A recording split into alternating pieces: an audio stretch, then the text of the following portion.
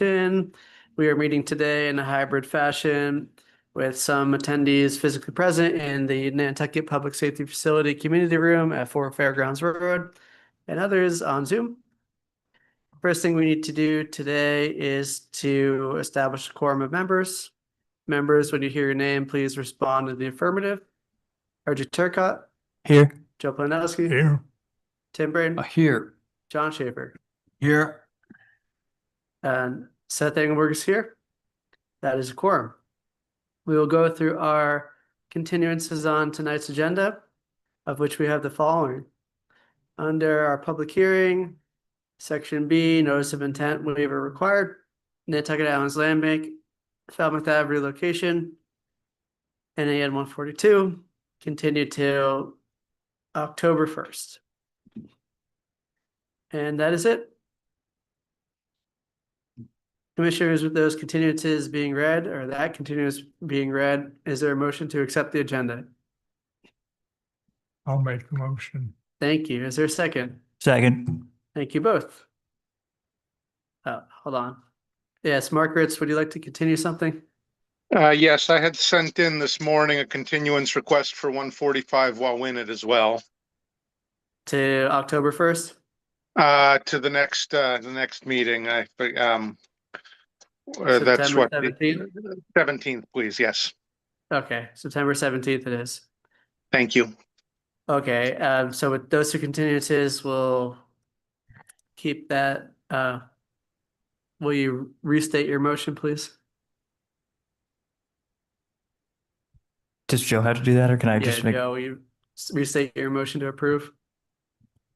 Yeah, make a motion to approve the minutes. Okay, not the minutes, the agenda. The agenda. You'll second it? A second. All right.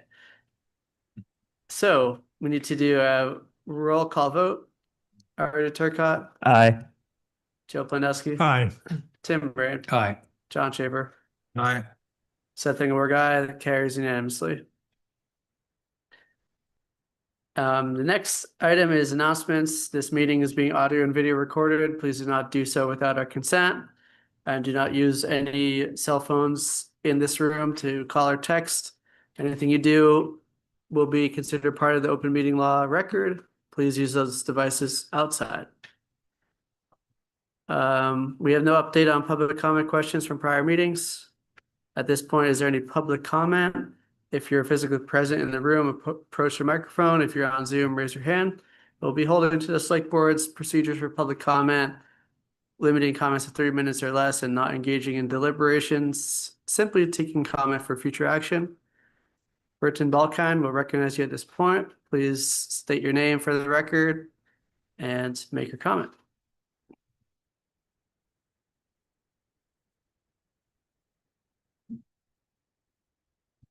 That was my bad. I just hit allow to talk, Spruce.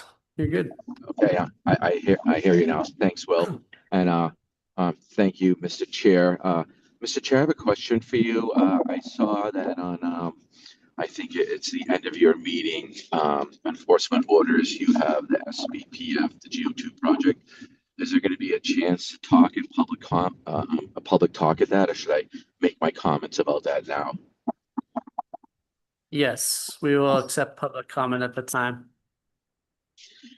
Okay, then I withhold that public comment. I just wanted to thank the Natural Resource Department and Will in particular for promptly emailing me. We've been in contact about a couple of things. I just wanted to give him some props, and I'll mute myself again.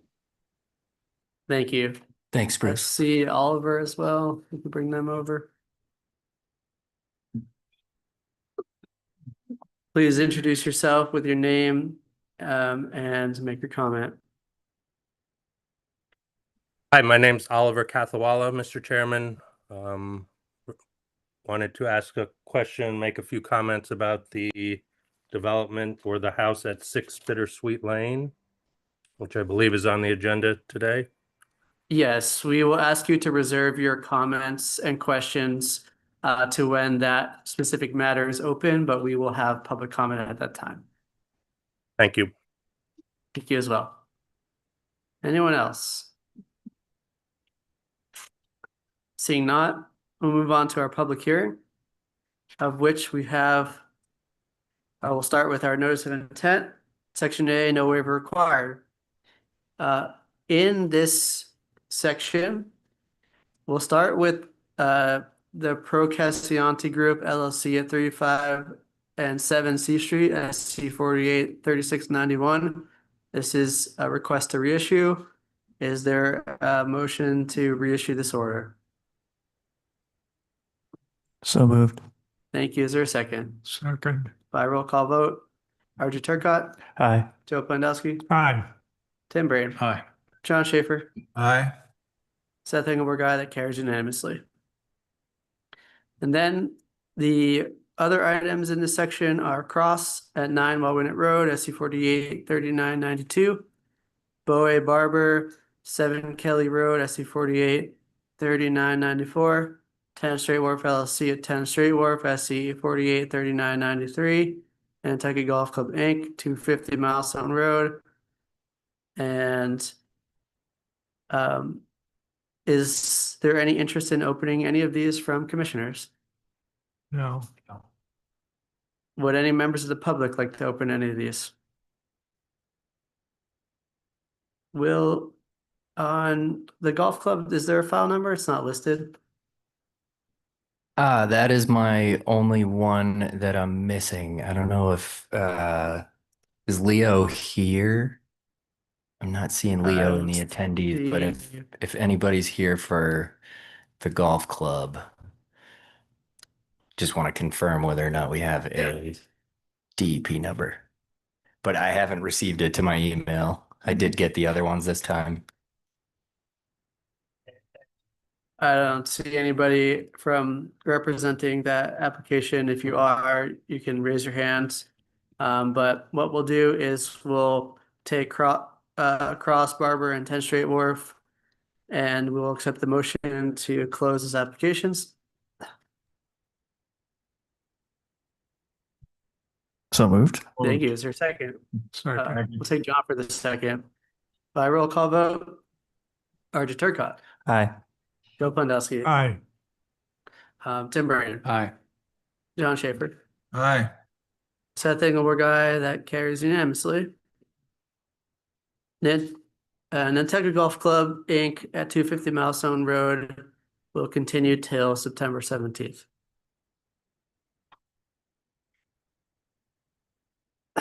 Section B, notice of intent waiver required. The first is Osprey Way LLC at 27 Osprey Way, SC 48 at 3982, represented by Brian Madden. Brian, good evening.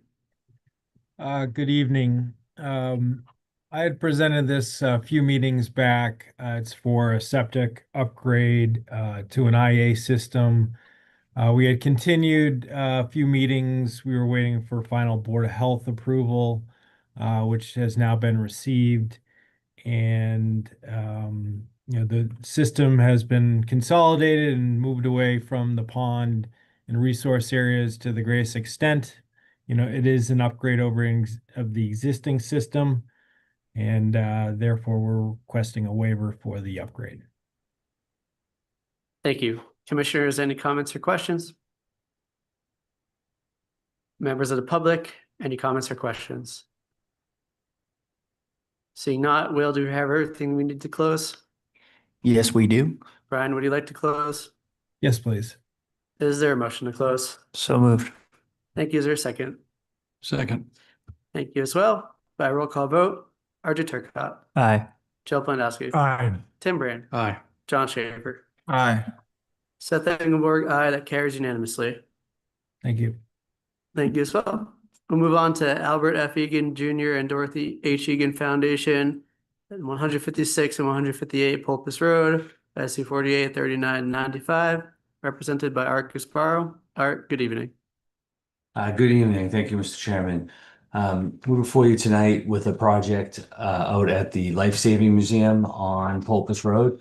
And we're working with the foundation to make some improvements to that site to facilitate public use of the outdoor areas and access.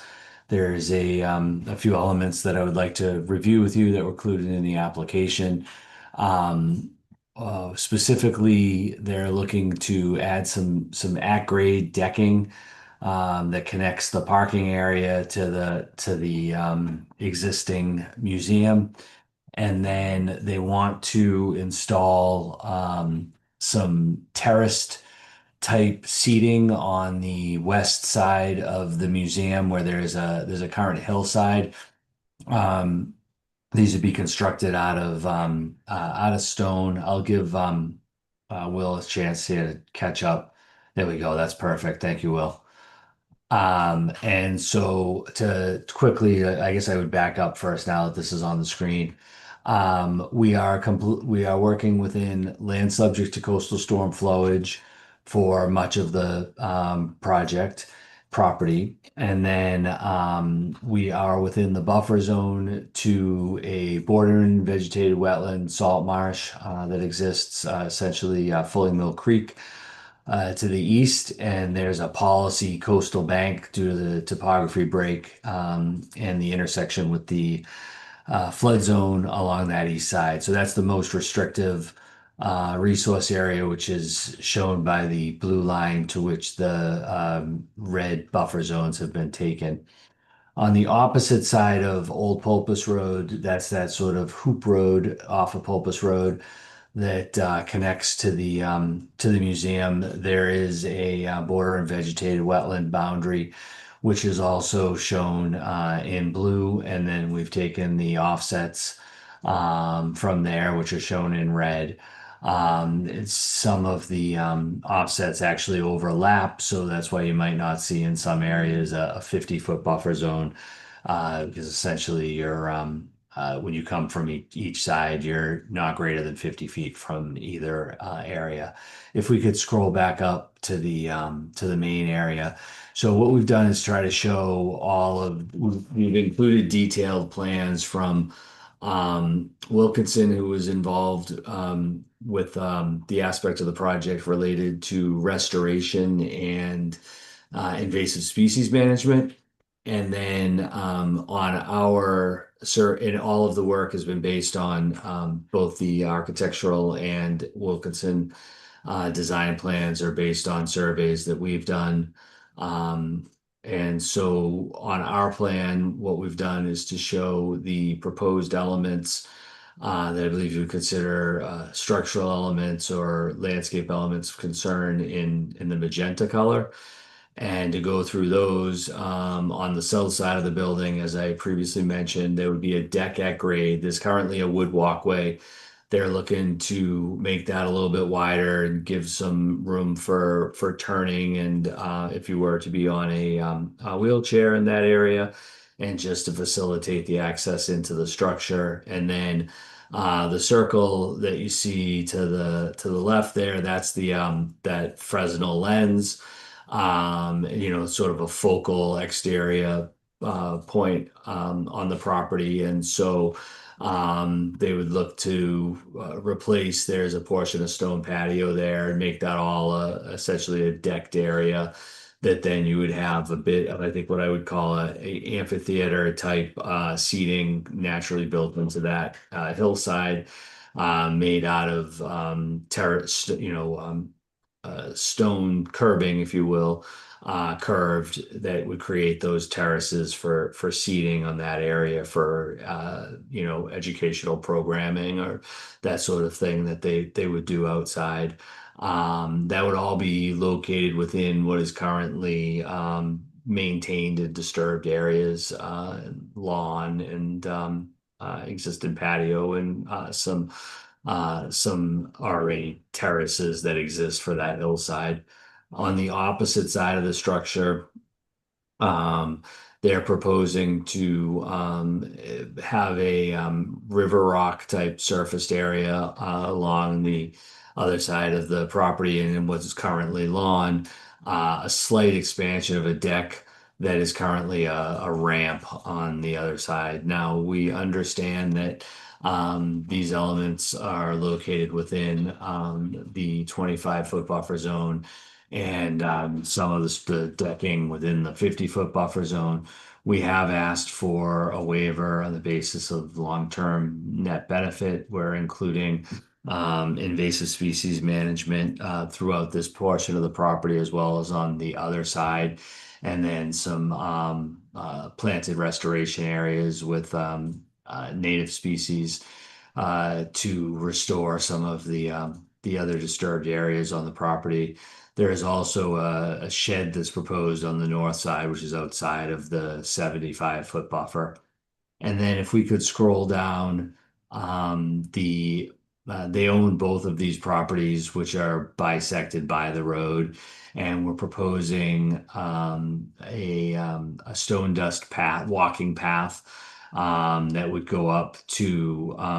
It's not really going to be a patio as much as stones that are set in stone dust. There's a nice vantage point up there at that higher elevation for views out over wetland scenic views out over the Flowing Mill Creek, which would be greatly enhanced by having that sitting area up in there. So that path is within a no disturb zone, but we've tried to place it in such a manner that it would be able to be done without any significant grade changes. You could see as the alternative that from the contours that are shown, there is a much steeper hillside that would have to be navigated to keep an earthwork and some kind of terracing if we were to keep the path outside of that area. And again, that area right now is currently disturbed and maintained as sort of a mulch type area. So that's the overall project. There's also, sorry, there's one more thing if we could scroll up a little bit. There's the parking area that exists is somewhat irregular. And to try to get just a little bit more parking along there, there's shown in magenta there would be a slight expansion of the parking area. Currently, it's not quite deep enough, if you would, from the edge of the asphalt to be able to park cars perpendicular to the road at that location. So they could really use a few extra parking spaces. And so again, within existing lawn area, they would relocate a fence and the bike rack in order to create that gravel parking area with no real changes at grade needed for that. So I don't know if you wanted to look at the mitigation or invasive species planting, invasive species management as well. But again, there's very detailed protocols that have been prepared by Wilkinson that we included in the application for that. I know there's a lot, but I'd be happy to. I think it's a great project, public use, welcoming educational facility, and the fact that it really does encourage the public to be able to view the wetlands in this area. We'd happy to take questions or concerns if you have them on the application. Thank you. Commissioners, questions or comments? Yes, RJ. I don't know, Timmy, maybe you're going to say the same thing, but this is one. Well, first of all, I love the boat on the plan, but the second thing is I think this is one I'd like to hear from Crack on. This is one of the most sensitive areas, constricting points for Pulpus Road, specifically that Salt Marsh side and the stuff going on that side. I'd just like to hear from them and if it fits into the overall CRP. That's my only comment for now. Thanks. Sure, we can request their input if they'd be willing. Yes, Tim. Yeah, I was not gonna say that, but what I was gonna say was it seems like a lot and it's a really sensitive area. I'd like to go see it Thank you. for sure. Yes, I think a site visit should be scheduled. Yeah. Our next meeting is September 17th. The site visit for said meeting would be September 15th. Is that an acceptable time? I'll be off on that day. Okay, as always, I mean, especially in this location, it's a publicly accessible place. I You can go show up another whenever time. you want, but Yeah. as always, you can go with Will and he'll escort you if needed. Yeah. I see Linda has joined. Linda, can you tell me what time you joined at? I think 5:15. Oh, about 8 or 9 minutes ago, I guess. It I was know fine, this, too. this But property. most- What I would like to most- do is, on these most is visits, can we 5:15. move them back to 3 o'clock instead of 4? We typically do our visits at 3 o'clock only after daylight savings time has ended. My sincere, I just my can't do sincere 4 goal, because of my HVC. sincere hope I can't, is that daylight savings time never ends ever again. I really can't imagine anything better in life than the US Congress finally passing that legislation. It would be ideal, there's not a but lot of support there. I know there's not, but yeah, I'm a supporter. But anyways, we But I have just I have trouble with 4 o'clock because of HDC. I can do 3. I just cannot do 4 all the time. sure, we have the opportunity to make our site inspection really whenever, as long as it is well communicated to the public and to the applicants. So I would say in general, we should endeavor to keep it at that 4 o'clock time. But if for in this case, people would rather a different time or a different day, we're open to any considerations.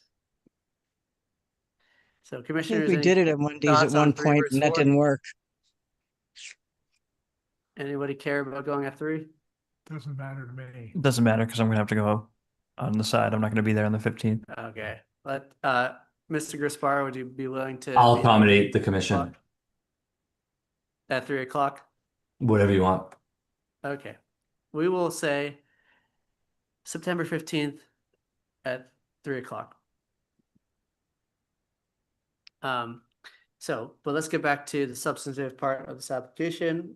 Do commissioners have other questions or comments?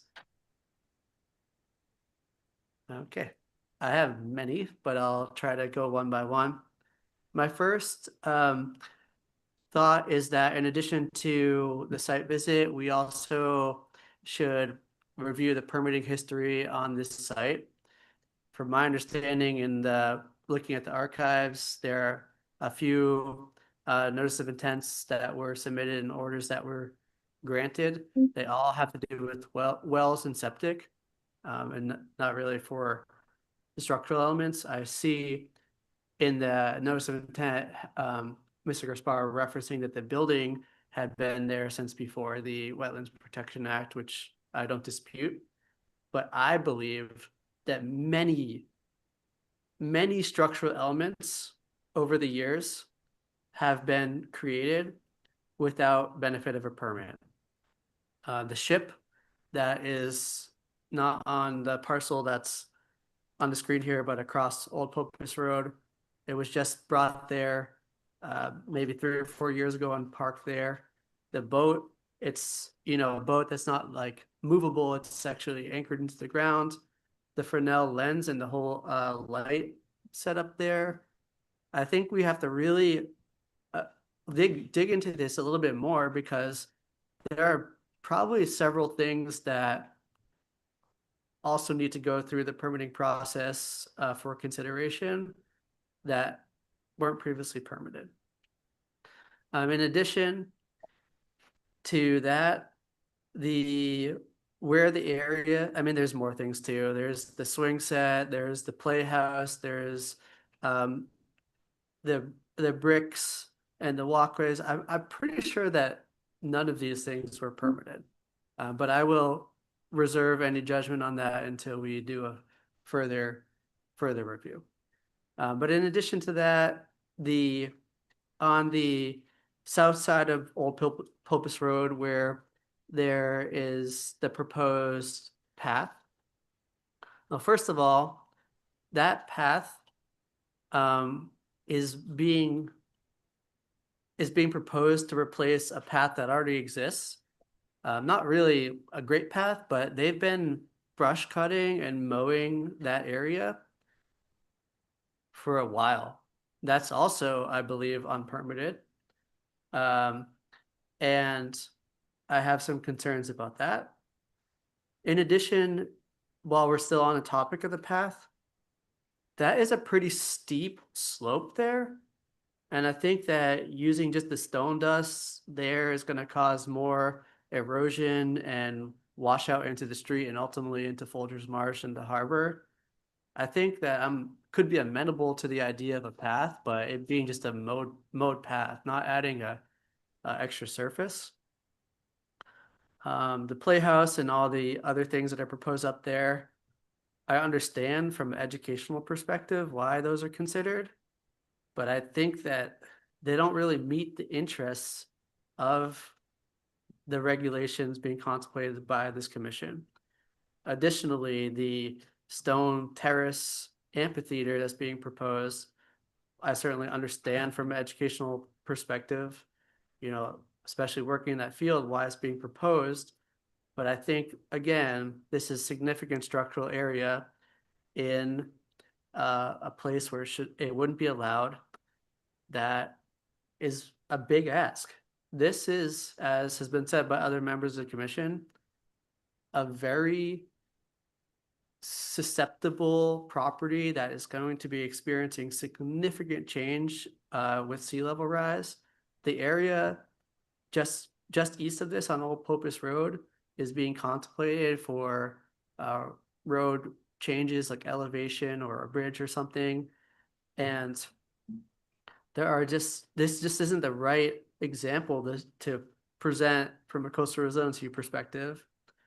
And, you know, some of the things maybe they are genuinely warranted, but that's such a nice property as it is. You know, the wooden walkway, okay, I understand maybe making it somewhat wider to incorporate two-way access for wheelchairs and other ADA compliance. But that's not really what's put on the plan. It's like a 4 to 5 times expansion of proposed deck at grade. You know, it's not just for access, it's for program space. The River Rock area and the flat stones and all that, all of these things exist in a well-maintained, stable, long-standing lawn. I just think that all these elements, although I'm sensitive to them as like their educational purpose, do not and cannot fit the needs of the regulations. And I just want to point out too, the long-term net benefit waiver has a high bar to it. Talking about significant expansion of structural area and talking about significant work in the no disturb zone with simply a well thought out, well planned by Wilkinson, but simply a offset of plant restoration, that doesn't meet the bar for me. So I have serious reservations about this project. I have serious reservations about the existing activities on site that have likely not been permitted. I think going to see the site and getting more of a sense there, and also looking back at the permitting history would be warranted. But I have big concerns about this project. Thank you. Other commissioners? Thank you, Yes, go Chair. So I hadn't looked at the permitting history, but I'd like to know a little more because that was part of it I really hadn't looked at. So that would be helpful. I don't know if those are readily available, Will. Depends on your definition of readily available, but We'll they're we'll figure absolutely that. available. We'll figure that out on the sides. Yeah, I mean, all the files could be searched by the map and parcel number in the Concom archives, and it's not that hard to do. But Mr. Gasparo, feel free to weigh in. Thank you, Mr. Chairman. We could certainly review that as well. For clarity, and I should have labeled this on the plan, the swing set and playhouse are being removed. That are existing. I know they're only one small thing out of the items that you mentioned, but I did want to clarify that those elements are not proposed to be not proposed to remain. And on our revised plan, as a result of the input that we get on the project, we'll more clearly label those to be removed. The river rock surfaced area again, we thought would help as instead of like patio, to be within lawn and remain pervious. That was the intent there. Your point is well taken on the stone dust path and the grades. We can certainly have a look at those. I think we'll take all the input from, all commissioners and then attend a site visit and, work on a thoughtful response for you. Thank you. I appreciate those clarifications. Other commissioners? Okay, we'll move on to members of the public. If you're physically present in the room, wish to speak, approach the microphone. And if you're on Zoom, raise your hand. Burton Balkan, please introduce yourself for the record, any connection you may have to the project, and make your comment.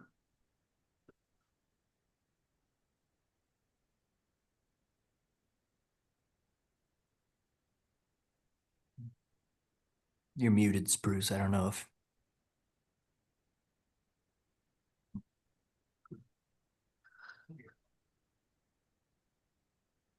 I think, like, he's still in the attendees area. Oh. Got permission, but oh, Okay, I he's think gone. All right. He's disappeared. All right. Well, does anyone else wish to weigh in? Yes, go ahead. Introduce yourself for the record with any connection you may have to the project and make your piece. Vince Murphy, current staff liaison to the Coastal Resilience Advisory Committee. I was following this meeting the entire time on Zoom. Luckily, I'm in the room now. The next, I heard that you mentioned that this might be one that Coastal Resilience Advisory Committee may be asked to review. Their next meeting would be towards the end of September. I think it's the 21st or 22nd. So if that causes a time impediment, just making you aware. Thank you. I don't think so. We're already scheduling a site visit for middle of September. So there's plenty of, it seems like there's plenty of permitting history to look back and probably plan revisions. I think this proposal, in my opinion, might take a while. So I think it's fine. Thank you for coming in, Vince. Yeah. Spruce is back if we can try to get him here. Just Yes, gave him permission. Go ahead.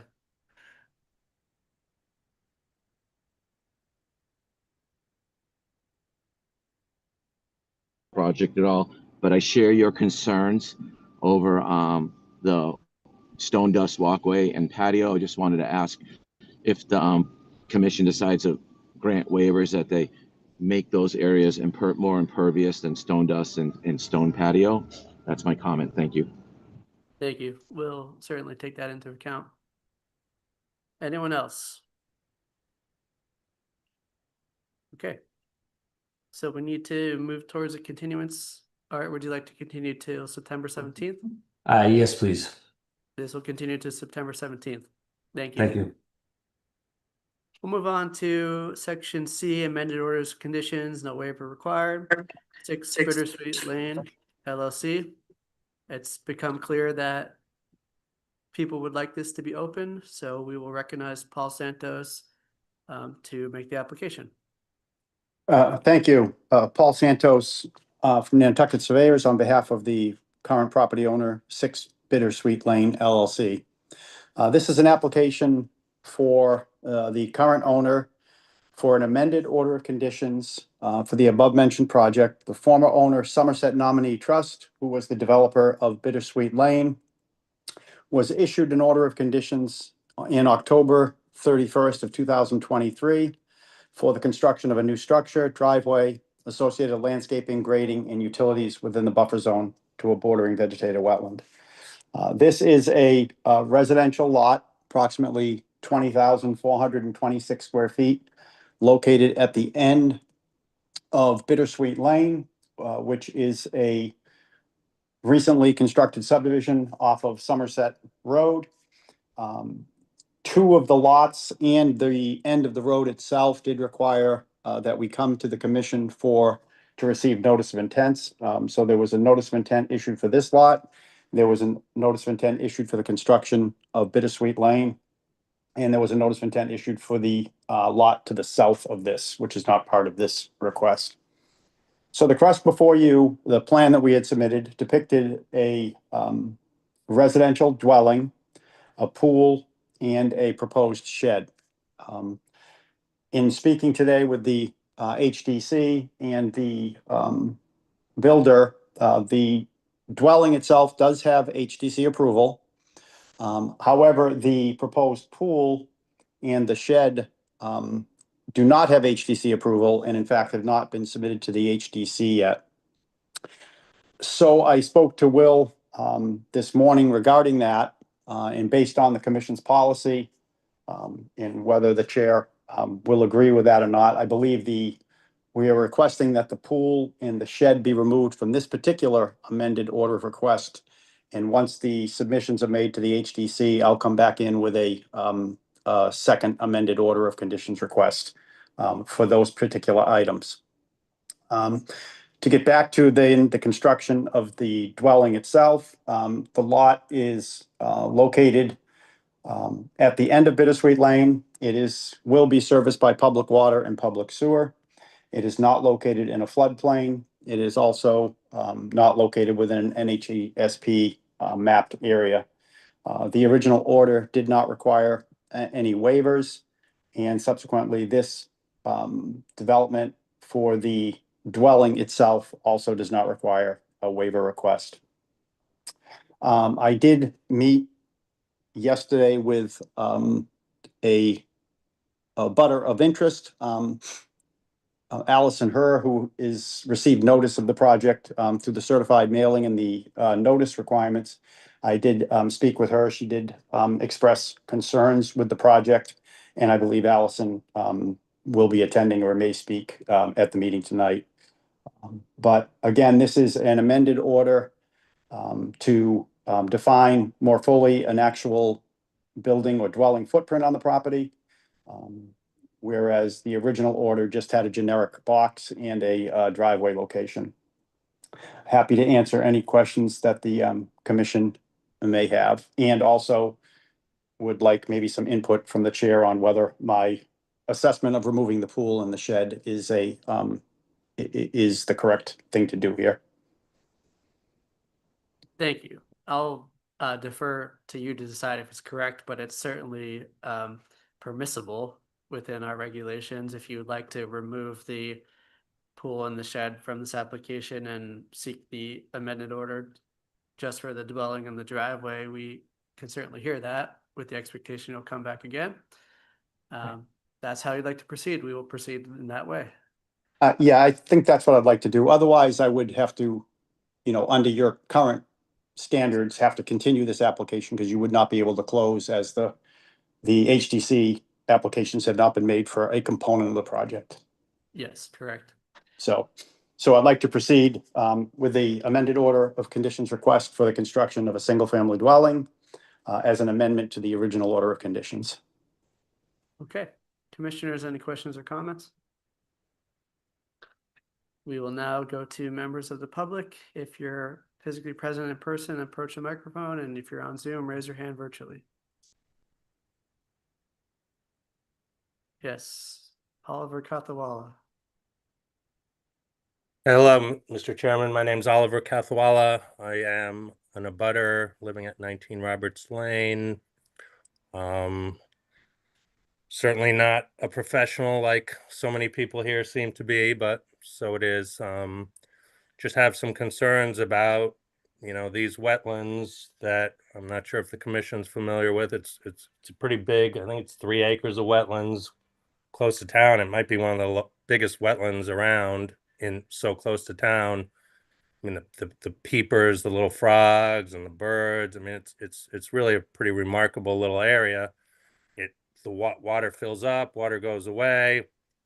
Anyway, I guess my biggest issue or my biggest question is this whole subdivision was approved, let's say 3 years ago, and I think there were certain stipulations put on it, especially the 2 lots closest to the wetlands, and it just, not knowing that much about this, seems crazy that you get this subdivision approved and then all of a sudden, before anything's even done, we're trying to get waivers and I mean, it's a 2,300 square foot structure is the footprint.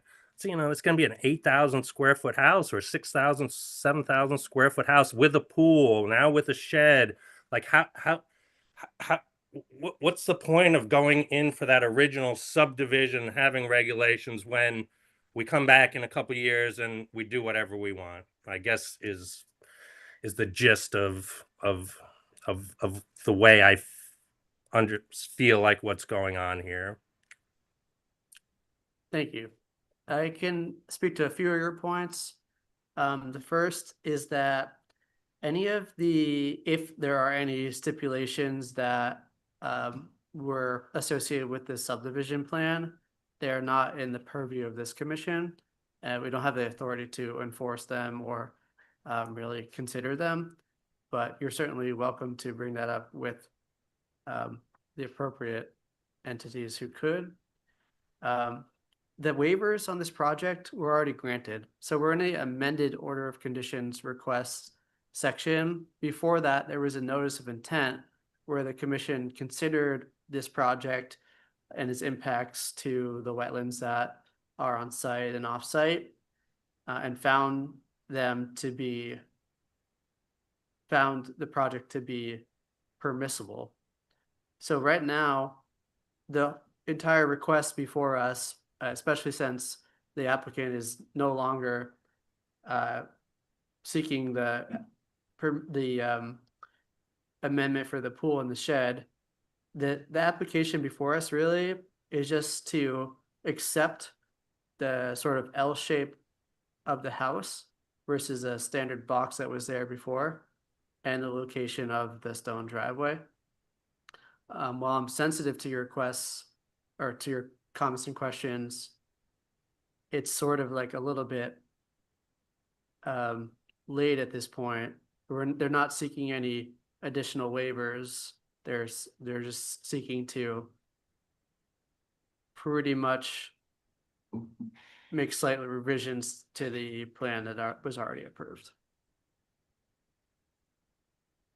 Any other members of the public? Allison Herr, please introduce yourself for the record with your name and any connection you may have to the project, and then make your comment.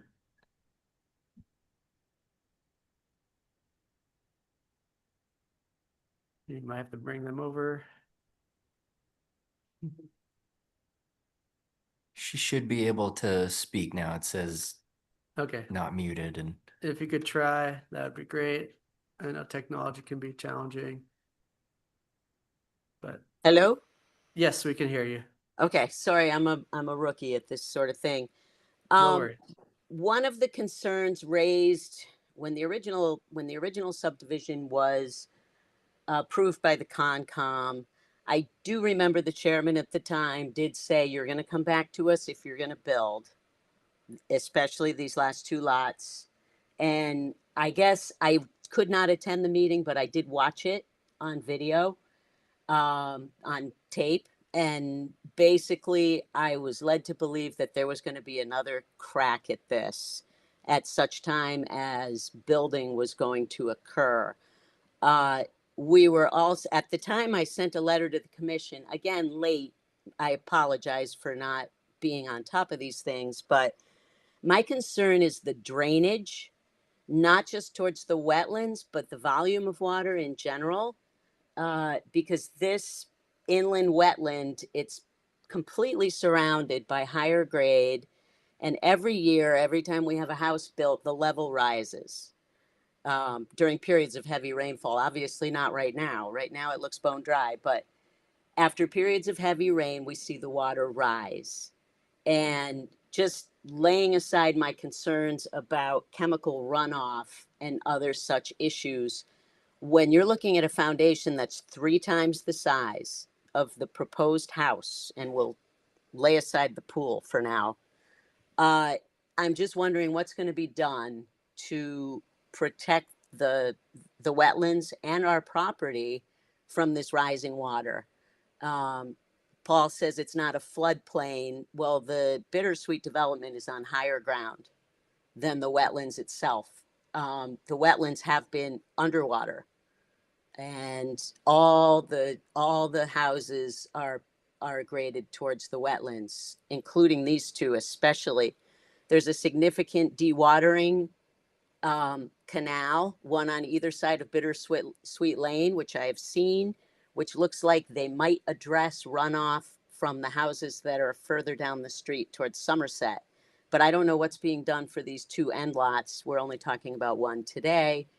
I don't know what's going to be done because the whole property is graded towards the wetlands, graded naturally, but nonetheless, there it is.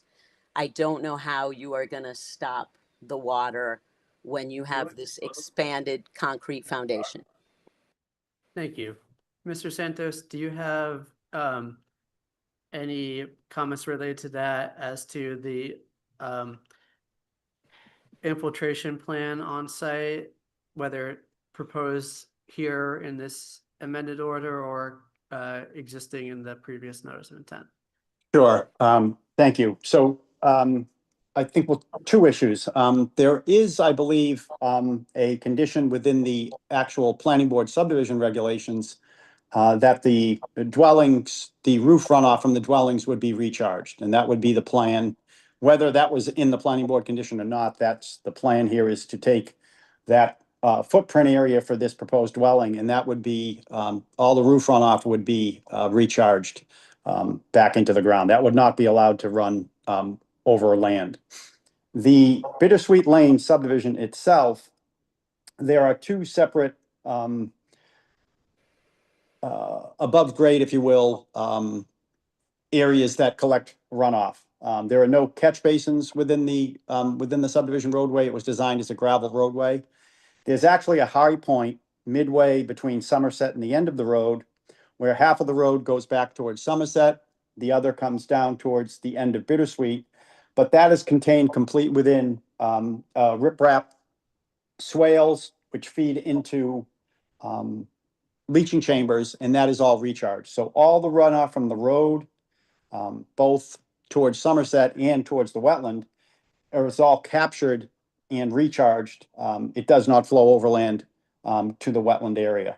The driveway, as would be constructed, would be graded towards that existing roadway in Bittersweet. So all that area would be collected within the existing Bittersweet Lane drainage system. And then again, for the purposes of this application, the roof runoff, and whether that's a stipulation of the Concom, any amended order would be fine. I believe it is stipulation of the planning board approval that the roof runoff be recharged. Thank you. We can certainly add that to our amended order Yeah. here as well. Oliver, do you have a further comment?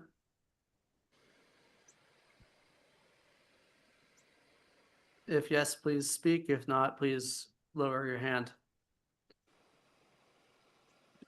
Allison? Okay. Allison, do you have a further comment? Yes, I actually do. Go ahead. Again, put the training wheels on because I'm a rookie about these things. What does recharged into the ground mean when we're Sure. talking about concrete foundations that are 2,500 square feet? Sure. It means that all of the impervious area will be required to have a system that captures and infiltrates the water directly into the ground. So there's various engineering ways to do this. They could use, roof drains going into French drains. They could use a different type of bioswale. There's plenty of ways. It's not our concern to tell them exactly what to do. It's our concern to condition it so that it's required. And then if there is a deviation from that, how it's conditioned, and they build it without that in place, then that would be a violation of these orders leading to an enforcement. But we don't tell them exactly what to do. We just tell them what needs to happen. Okay, well, I suppose I'll just have to wait and see after the fact how it all runs, how the water runs. But yeah, I have my doubts. Thank you. Thank you as well. And so I could just, to a point, Allison, who I've spoken with, and Oliver, who I've just heard from tonight. The way this is now going to go is you will receive another certified mailing for another hearing that will deal specifically with the pool and the shed. Okay, thank you for that. Is there any further comments or questions? Yes, RJ, go ahead. Through the chair to Paul, do you know the depth of groundwater here? Yeah, I've got it, the test bed, RJ, on the plan. It's, if you'll notice, it's kind of in the front of the house. There is a higher, like a upper layer of a small layer of clay, but I believe the groundwater level was down around actually about 13 feet, if I remember correctly. I've got the folder right here. Let me just. But a test bit was done in this particular area, and then we had information from all the homes, the 2 homes that were recently built within the subdivision. So we had groundwater, RJ, down around elevation 23. And so it was down a significant amount in this particular area. All Okay. pretty good, you know, yeah.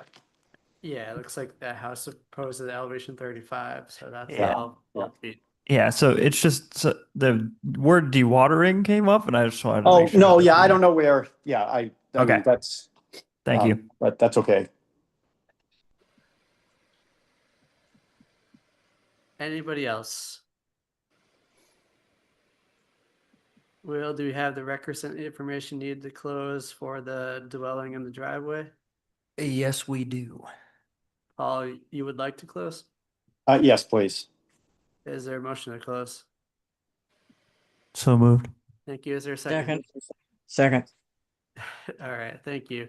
By roll call vote, RJ Turcott, Aye. Joe Pandowski, Aye. Tim Brain, Aye. John Schaefer, Aye. Linda Williams, Aye. Seth Engelberg, aye. That carries unanimously. Thank you. We'll move on. There's no amended orders with waiver required. We'll go to the public meeting where we'll begin with amended order of condition or orders of conditions and amended order of conditions for no waiver required. We'll send these all out and can hopefully get them on the screen for us. We'll begin with Cross at 9 Walnut Road, SC 48 3992. How do you want me to handle these? I'm conflicted out of 10 Straight Wharf anyway. If you weren't here for these, you shouldn't sit on the orders. And they all passed these 4? You should just We're all not sit. closed? Yeah. Yep. Yeah. Okay. No recusal, no And abstention. Bittersweet was and Bittersweet was continued. Okay. Just not sitting. But we Bittersweet was closed, so you can sit on Bittersweet, but just the rest of them, Okay. just you're not sitting. that's right. Okay. So Cross.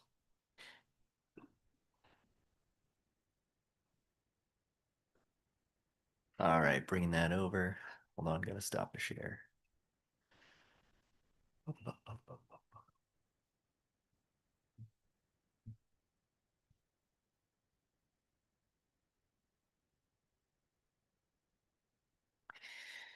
All right, 9 Wawinet Road, Amanda B. Cross. We have this order permits the proposed construction of an addition with an existing deck area and a septic system upgrade at 9 Wawinet Road within buffer zone to a bordering vegetated wetland. Waiver is not required for this project as proposed. Give me 1 second. Mr. Visually Challenged needs to enlarge this text a little bit. There we go. Much better. Okay. All right. No NHESP. We had conditions 18 and 19. Condition 20 that all lighting shall be directed away from resource areas and be in compliance with Chapter 102 of the Nantucket Town Code. 21, no fertilizer or other agricultural chemicals are allowed within commission jurisdiction. That is it. Okay. Any comments, questions, or additions? If not, is there a motion to approve as drafted? So moved. Thank you both. By roll call vote, RJ Turcott, Aye. Joe Pandowski, Aye. Tim Brain, Aye. John Schaefer, Aye. Seth Engelberg, aye. That carries unanimously among those sitting. We'll move on to Boe Barber Trust, 7 Kelly Road, SC 48 3994.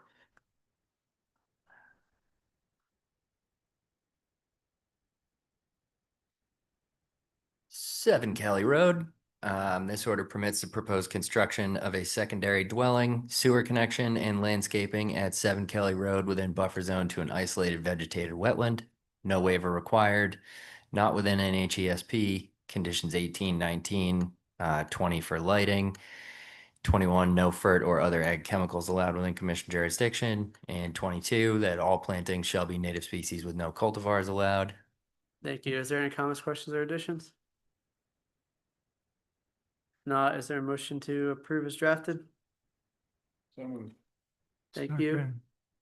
Second. Thank you both by roll call vote. Archie Turcott, Aye. Bill Plandowski, Aye. Tim Brain, Aye. John Schaefer, Aye. Seth Inglewood, guy that carries unanimously among those sitting. Now 10 Straight Wharf LLC, 10 Straight Wharf SE 48 3993.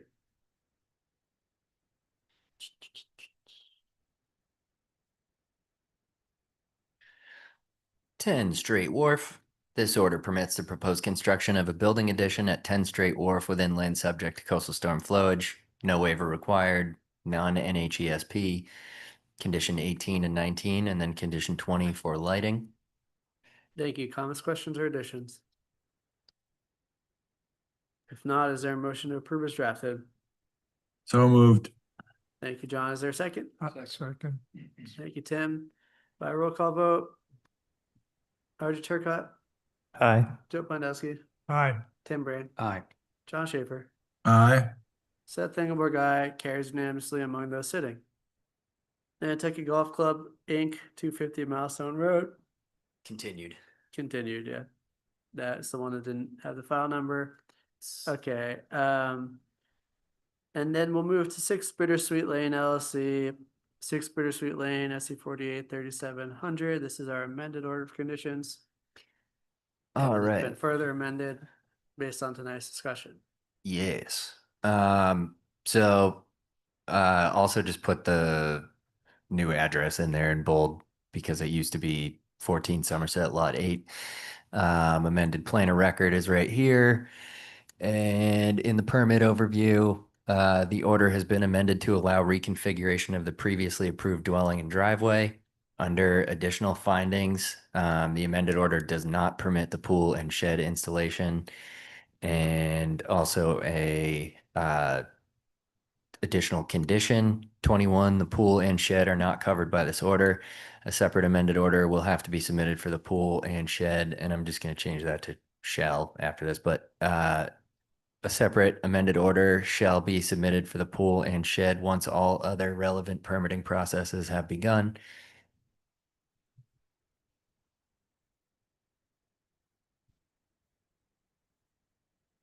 We like that word. Thank you. And that's And it. then, no, we need to add the infiltration of stormwater.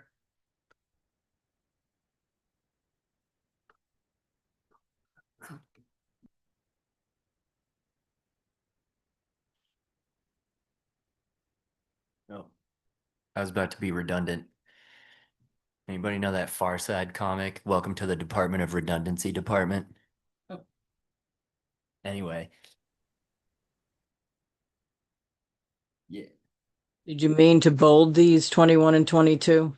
Yes, they need to be bolded for amended orders because it's just a new Okay. thing. Oh, that's an amended, that's right, it's amended order. It's already, yeah, the rest of it's already there. Did we want all roof runoff or all runoff shall be diverted to a subsurface infiltration system? All runoff, and I think it should All say runoff. directed, not diverted, but I mean, I'll go with it. okay. Anything else by commissioners? Okay, is there a motion to approve the amended order of conditions as amended? So moved. Thank you. Is there a second? Second. Thank you both. By roll call vote, Archie Turcott, Aye. Joe Plandowski, Aye. Tim Brain, Aye. John Schaefer, Aye.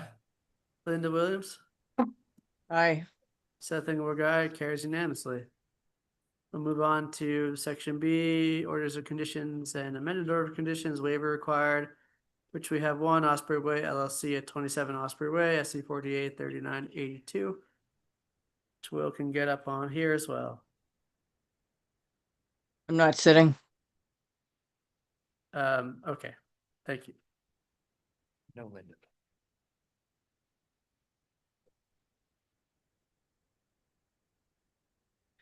Wait, Linda, you weren't here for Yeah, this no, one? you were here. You made comments on it. On Osprey? Oh, Not no. tonight. You made comments on the Egan Yeah, Maritime. yeah. Okay, Osprey Way. Gotcha. So Yeah. yeah, not sitting. Sorry. Okay, go ahead. I just got to note that real quick. Sorry.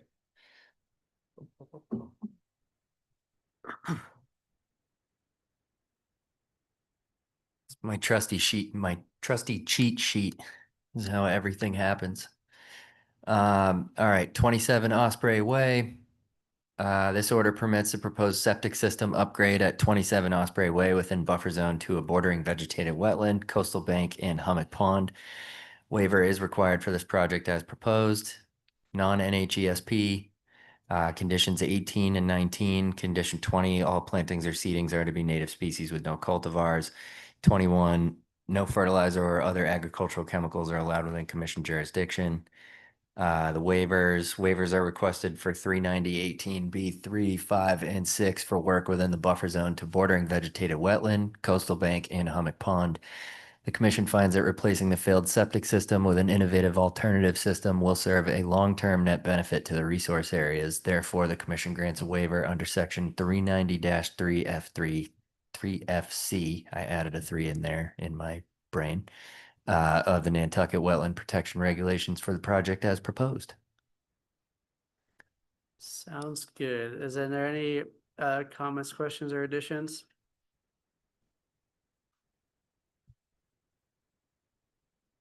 I have one random thing here. Can you scroll up? In the permit overview, since we updated our regulations, this is also one of the resource areas is a Great Pond area. Oh, yeah. I just named it instead. I'll say Great Yes. Pond area instead of I Hummock think it's Pond. called Great Pond and Yeah. Great Pond. Yeah. Hummock is one of the Great Ponds, but Do we say a Great Pond or do we say and Great Pond? Great Pond was established as a specific regulatory Yep. area. So we don't need the article. Or for Great, it, it's right? called Great Pond area in the definitions. All right, I'll also change it in the waiver just for continuity.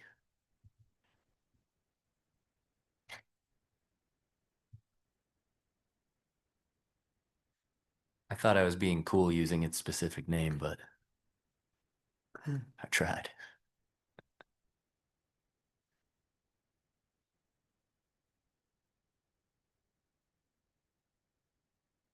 Anything else? I don't think so. Um, does anyone else have anything that they'd like to add? If not, is there a motion to approve the order as amended? So moved. Thank you. Is there a second? Second. Thank you. By roll call vote, Archie Turcott, Hi. Joe Planowski, Aye. Tim Brin, Hi. John Schaefer. Aye. Seth Engelberg, aye. That carries unanimously among those sitting tonight. We have no request for determination of applicability. We have one minor modification. Giardini at 27 Nonantum Avenue, SC 483984. Would anyone like to open this? Will, do we have all the requisite information? Yes, we do. Is there a motion to issue the minor modification? So moved. Thank you. Is there a second? Second. Thank you, Joe. By roll call vote, Archie Turcott. Aye. Joe Pandowski. Aye. Tim Brain. Aye. John Schaefer. Aye. Linda Williams. Aye. Seth Engelberg, aye. That carries unanimously. Certificates of compliance. Hannah Gardner House LLC, 6 Skull Island Lane, SC 483236. Have you received the necessary information? Yes, we have. Needed a Okay. stamp. Stamp plan. It's been received? Yes. Okay. Have you been out to the site and do you have a recommendation for us on this project? Yep. And I believe neither of these have continuing conditions, but I just want to double check.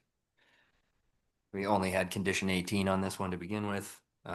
No continuing conditions, recommending issuance of the cert. Thank you. And then 3 North Gully Road LLC, at 7 North Gully Road, SC 3099. Have you been out to the site and you have a recommendation for that? Yep. Again, recommending issuance of the cert and similar permit, only had condition 18, no continuing conditions. Thank you. Is there a motion to issue the certificates of compliance for these 2 projects with no ongoing conditions? So moved. Thank you. Is there a second? Second. Thank you, Tim. By roll call vote, Archie Turcott, Aye. Joe Planowski, Aye. Tim Brain, Aye. John Schaefer, Aye. Linda Williams, Aye. Seth Engelberg, aye. That carries unanimously. We have 1 extension request, which is for Nantucket Islands Land Bank at 17 Commercial Wharf and New Well Street, SC 482885. Everything is submitted as required. Is there a motion to issue that extension request? So moved. Thank you. Is there a second? Second. Thank you both. By roll call vote, Archie Turcott, Aye. Joe Plandowski, Aye. Tim Brand, Aye. John Schaefer, Aye. Linda Williams, Aye. Seth Engelberg, aye. That carries unanimously.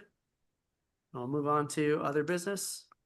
We'll begin with approval of minutes from August 20th, 2026. Is there any comments or questions related to the minutes? Nope. If not, is there a motion to approve as drafted? So moved. Thank you. Is there a second? Second. Thank you both. By roll call vote, Archie Turcott, Aye. Joe Plandowski, Aye. Tim Brand, Aye. John Schaefer, Aye. Linda Williams, Aye. Seth Engelberg, aye. That carries unanimously. We have no monitoring reports tonight. Committee reports, Coastal Resiliency Advisory Committee, Nothing new. Community Preservation Committee, Nothing new. our Nantucket Planning and Economic Development Commission representative is not here. Harbor Plan, The hearing at the state is on September 8th. thank you. I believe the announcement was circulated to commissioners. Yep. So there's not going to be a whole lot of comment. We're just going to sort of listen to it. They'll make a brief presentation and that's it. Thank you. Enforcement actions and potential enforcement actions. We have several listed, and I believe we have several potential. So Will, would you like to let us know of anything new and emerging coming before your desk? We have one that is agended for the next meeting. You can give a general overview. So we did have it's 27 Washington Street. I'm going off memory, but I'm pretty sure it's 27 Washington Street. The property next to the Mariah Mitchell aquarium, they had a permit for it was actually under the previous owner, but they had an open permit for targeted invasive species removal. I don't want to go into too much detail, but I would suggest you drive by, and if you recall where the resource areas are on site, the sort of yard looking area that's along Washington Street is a wetland, and along the driveway is a wetland, and it was all brush hogged recently, like wall to wall, so a little beyond what the permit was permitting. Yep, so we'll have them appear or a representative of them appear at September 17th. And in the meantime, the enforcement order process has started with the cease and desist That has been issued that has been issued. all last Friday, I believe. Okay. Any other new and emerging items? Nothing that I should bring up right now. Okay. All right. That way. Potential, but hopefully not. There's a Okay. few. There's always a few. So we have our listed items. We'll begin with 21R Matticat Road and 16 Meadow Lane taken together as it's a correlated project. Do we have any staff update, or are we just going straight to the representatives for projects?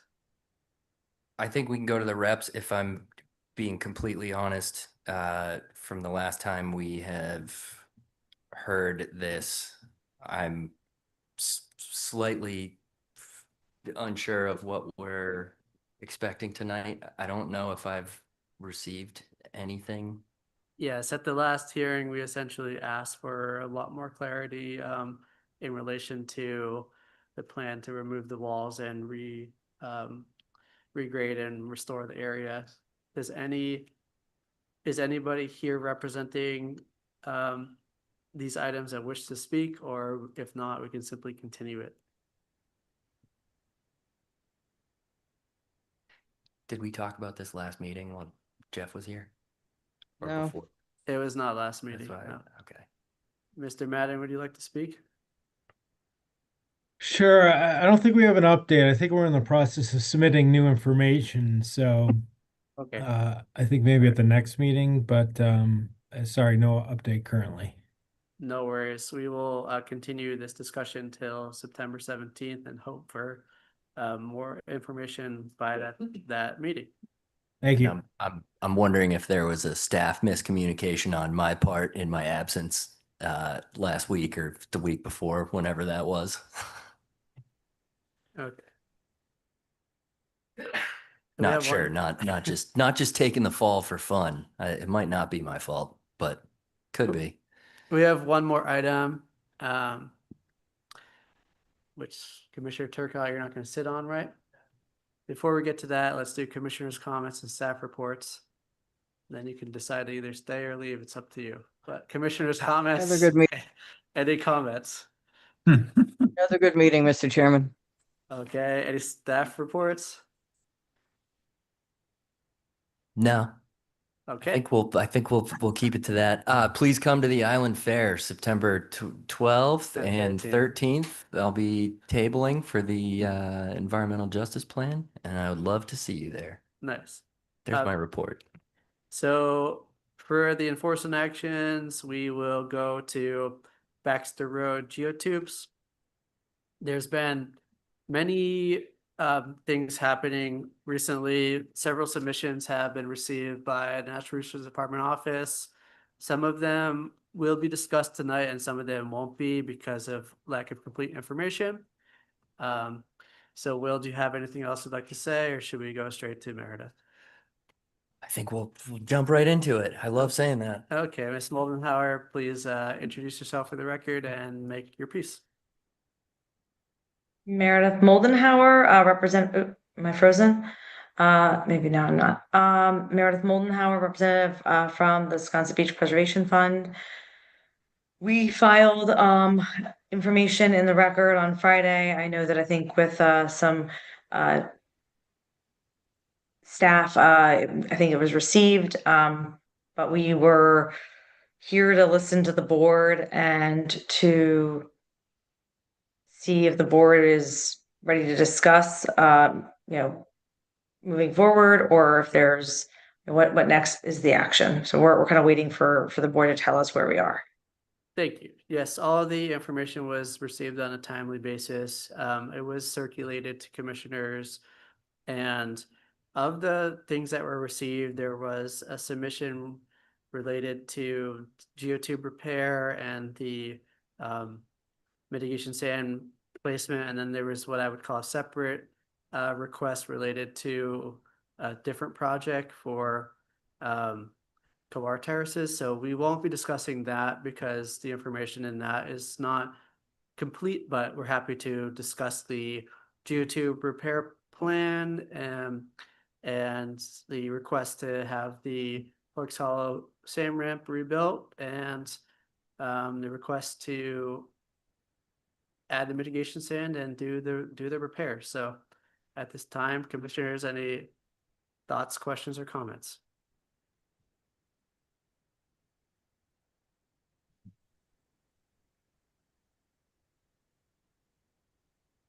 None? I have one. Yes, John, go ahead. I think I read in there that they were talking about the steel sheeting is definitely going to be temporary, right? Did I get that right? Yes. Okay. Yes, um, it's been entered into the record as being temporary and it will be conditioned by the enforcement order that is ultimately issued to be required to be temporary. Yeah, thanks.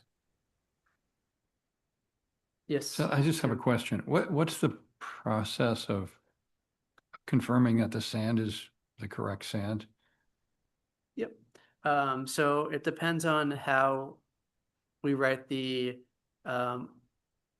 order, the enforcement order, but in the draft that has been contemplated, essentially there is a multi-stage process for reviewing the mitigation material. It has to clear many bars. The material sediment needs to be compatible with the beach and bluff grain size, wet muscle color, and angularity. And then there's a separate part about being required to be tested for biological and chemical contamination if it has a certain percent above 10% fines. And then so basically what happens is should a new sand source be wished to be used, the SPPF is required to provide that source and the samples from a qualified laboratory to this commission for review before any material is placed. It is quite an extensive and quite a rigorous process. I would not be surprised if it's one of the most rigorous processes in the entire state at this point, but that is what is being contemplated. Yes, Meredith.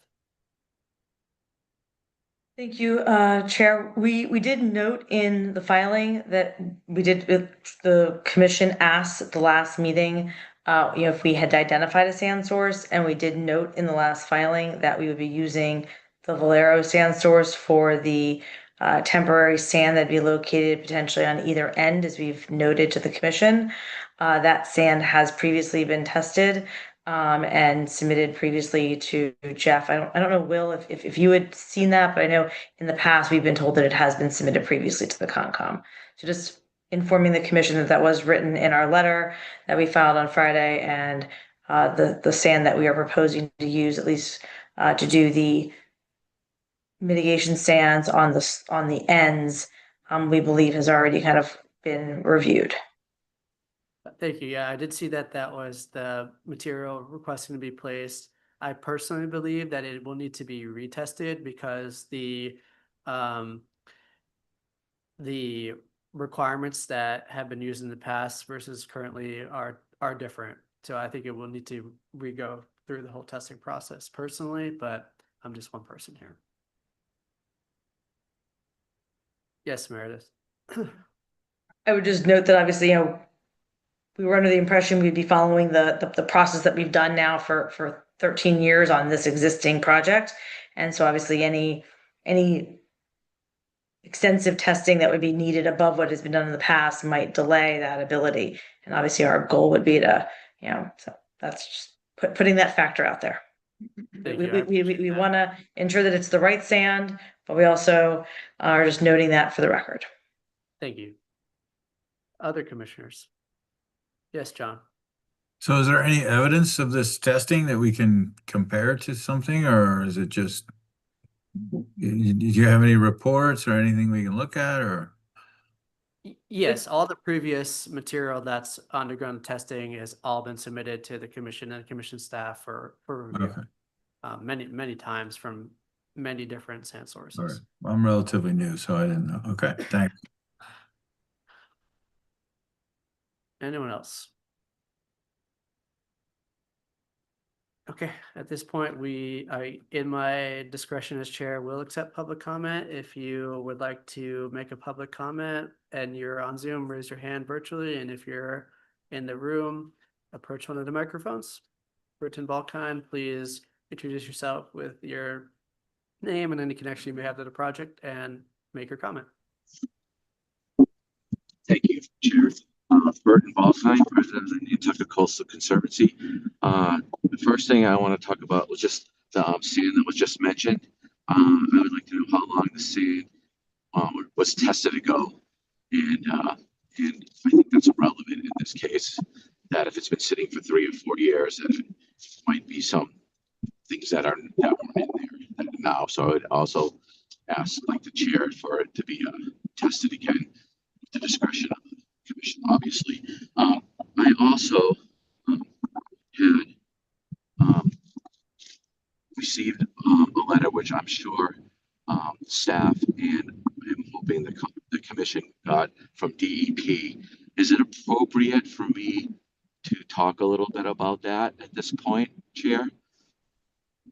I'm not sure exactly what you're referencing. What is the DEP letter specifically related to the geotube repair, or is it something else? I think it's relevant. I think the gist of the letter was the SOC, the superseding order of conditions. That Oh, the no, not that. okay. That's a separate process. Okay, so is there going to be a point when that letter will be entered into the record and we'll get a chance to talk about it? Potentially, if that, based on how the permitting processes go, that an SOC could lead to another OOC. I mean, there will potentially be a point to talk about it. Okay, that's fine. I appreciate that. And then in regards to previous discussions, you as chair had mentioned that there was going to be some looking into the matter of if there's an active permit, if the removal order is still in effect, and is any of that relevant right now, or should I hold those questions off too? Well, there, a order of conditions from the Conservation Commission certainly exists. It has expired.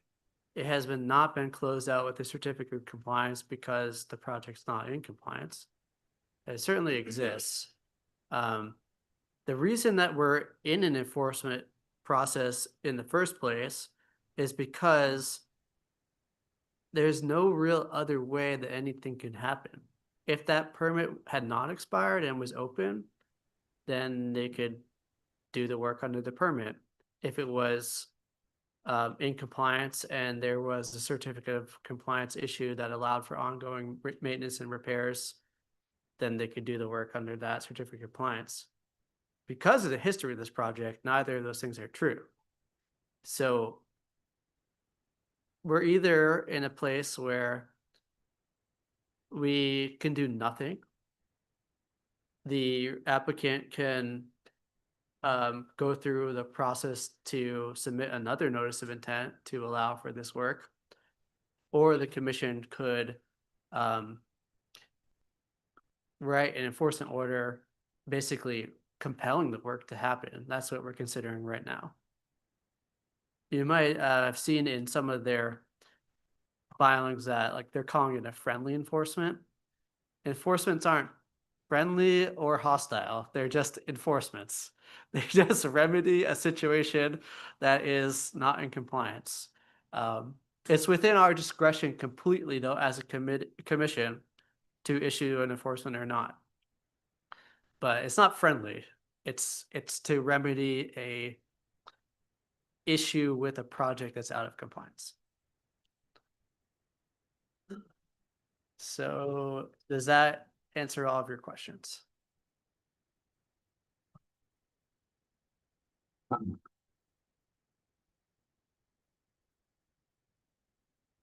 We will assume so, and if there are more later, then we'll circle back. Yes, please introduce yourself with your name and your connection to the project, and then make a comment. Hi, Willa Arsenal. I'm speaking tonight on behalf of the Nantucket Land and Water Council. I have a few questions, so I think it might make the most sense if I just run through them all, and then I'm happy to repeat anything or Go for it. clarify. So we continue to have some concerns about allowing the proposed geotube repair work to proceed through an enforcement order. And given that, I would ask if the commission has received legal advice or any further clarification from town council regarding the authority to authorize this through specifically an enforcement order. Particularly given the number of different existing and proposed authorizations for work along this area. I think it's important, and we would appreciate that the scope and regulatory basis for each authorization remain clear, if that makes sense. We also have some concerns about the project's outstanding nourishment, as we've sort of consistently brought up. And I was hoping the commission could clarify how the proposed enforcement process is intended to work. My understanding from the last meeting and from the discussion then was that the commission was considering first issuing an enforcement order to allow an initial placement of sand along the lateral edges, and then issuing a separate enforcement order for the repair of the geotubes. Is that still the process that the commission is contemplating? And if you could clarify how the timing of that would work exactly? We strongly support requiring nourishment before any repair work proceeds. However, we would ask for additional, I'm sorry, I'm saying the word clarity a lot here, so be patient with me, thank you. We'd ask for additional clarity on what the initial sand placement will entail. This latest letter that I read, which frankly was posted at 11:30 this morning, so I might have gotten it a little, I might have rushed through it a bit, so feel free to correct me, but it seems to identify the source and it provides some information about the delivery methodology. I don't see it identifying the quantity of sand to be placed. It states, I think, that it'll report the quantity after delivery. I would be interested in more details about that, and we would support further testing to make sure that this sand was fully vetted before it's placed. We also think it's important to distinguish between initial nourishment and that the sand will probably be necessary to cover and reconstruct the repair geotube template, but there's an outstanding nourishment obligation. So I'd be curious how those are weighed against each other, if that mitigation will count towards the outstanding obligation, or if not. I think finally, I would ask that there were monitoring reports mentioned in the last meeting. I haven't seen those posted anywhere. I'd be interested if those are available to the commission, that they be, I'd ask that they be made available for the public to review and comment on.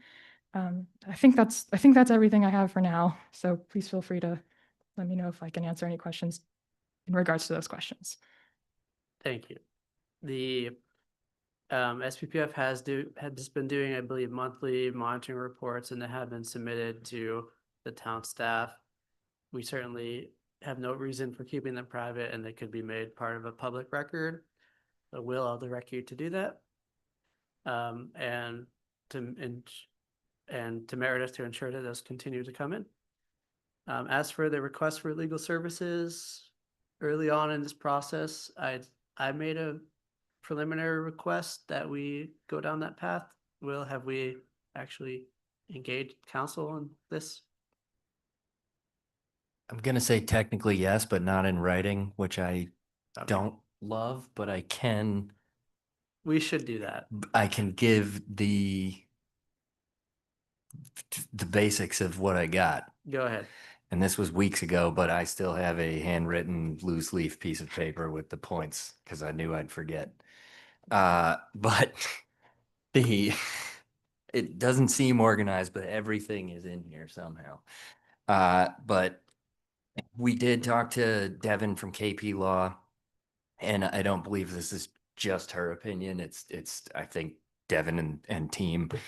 But their opinion was that the repair work can be permitted via the enforcement order. I have similar concerns just as a person, human will, but I'm giving the opinion. Uh, they also said that the 2013 license is still valid because the removal order happened, but the subsequent approval of the NOI made that point moot. The town license also expressly references repair in paragraph 1, but stating obviously that SBPF is responsible for any repairs. But that's the basic gist of the answers to the questions. Thank you. Yeah, I mean, as for the license, it's somewhat out of the purview of this commission, but we would basically put in any enforcement order that prior to any construction or mitigation stand being placed, proof of the executed license be submitted to this commission. I've read the license. I've read the paragraph that Will's talking about. Personally, I think it's a little bit unclear, but I would say that it's not up for us to decide. As for your second comment related to what this commission is contemplating, what you suggested certainly was a plan that was contemplated. We contemplated first creating an enforcement order to, well, it's really 3 separate things. First, an enforcement order that would allow the Horks Hollow ramp to be rebuilt. Second, one to allow mitigation sands be placed. And third, another one to allow for the structure to be repaired and rebuilt. I don't think anybody on this commission has definitively weighed in on whether we want to do them in succession or all at the same time. That will be up to this commission to decide as we proceed. And then what was your last item?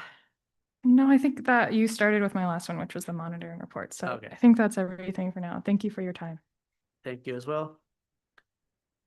Mr. Murphy, please introduce yourself for the record with and state your connection to the project and then make your comment. Dennis Murphy, that is, who is in the attendees list, I believe. I got to allow him in. Mm-hmm.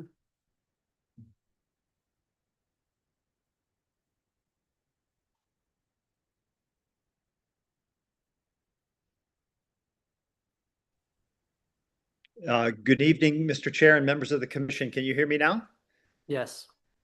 Thank you, Dennis Murphy from Hill Law on behalf of the Green Hill family. I'll add just a couple of things based on that recent discussion. I take it that you all have received the DEP letter from earlier this week? Yes, but it's not relevant to this specific process. Okay.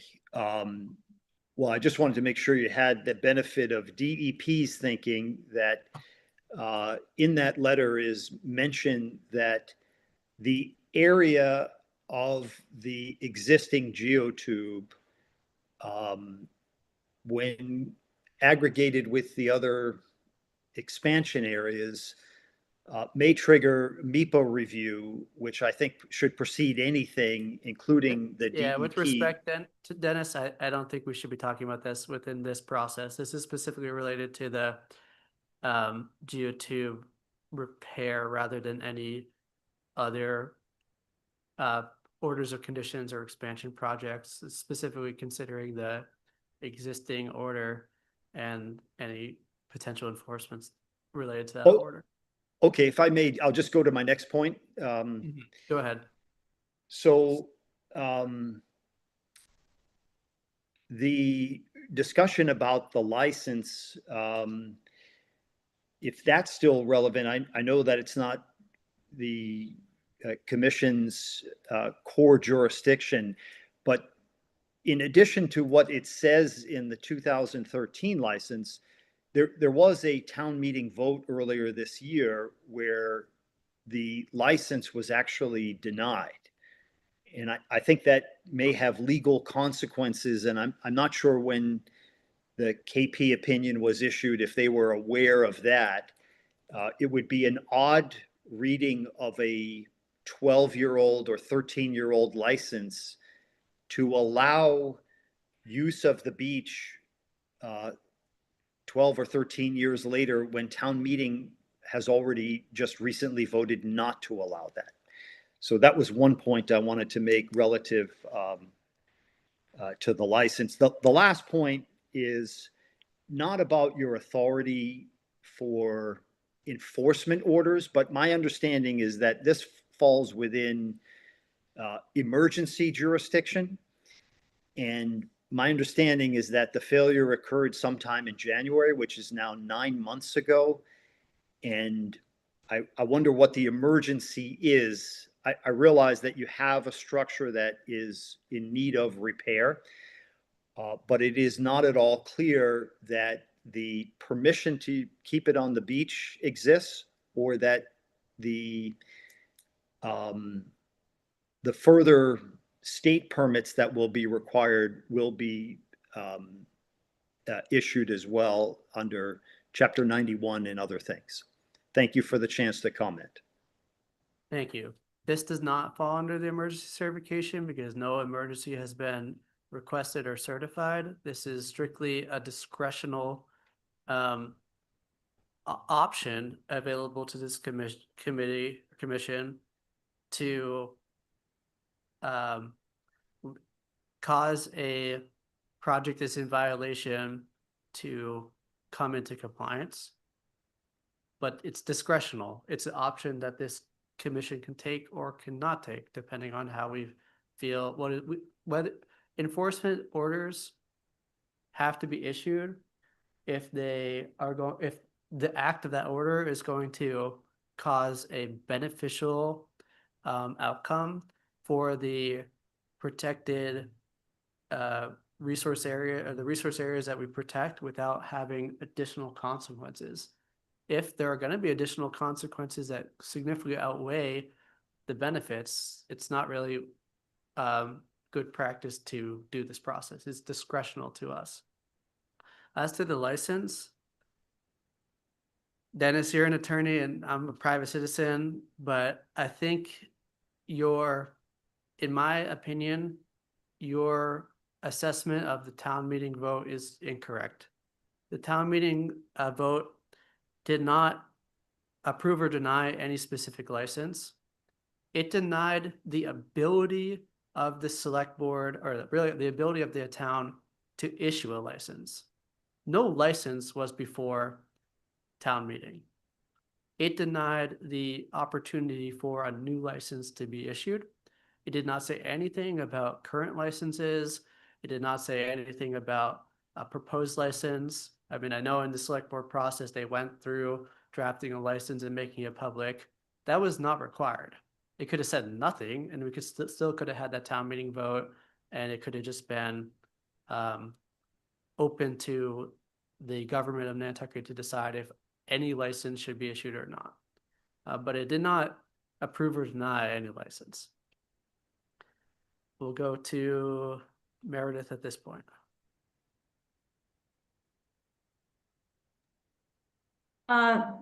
Thank you, Chair. I think you addressed a lot of the points that I was going to state, but obviously, we respectfully appreciate your handling of this discussion in the narrow focus that it is intended to be.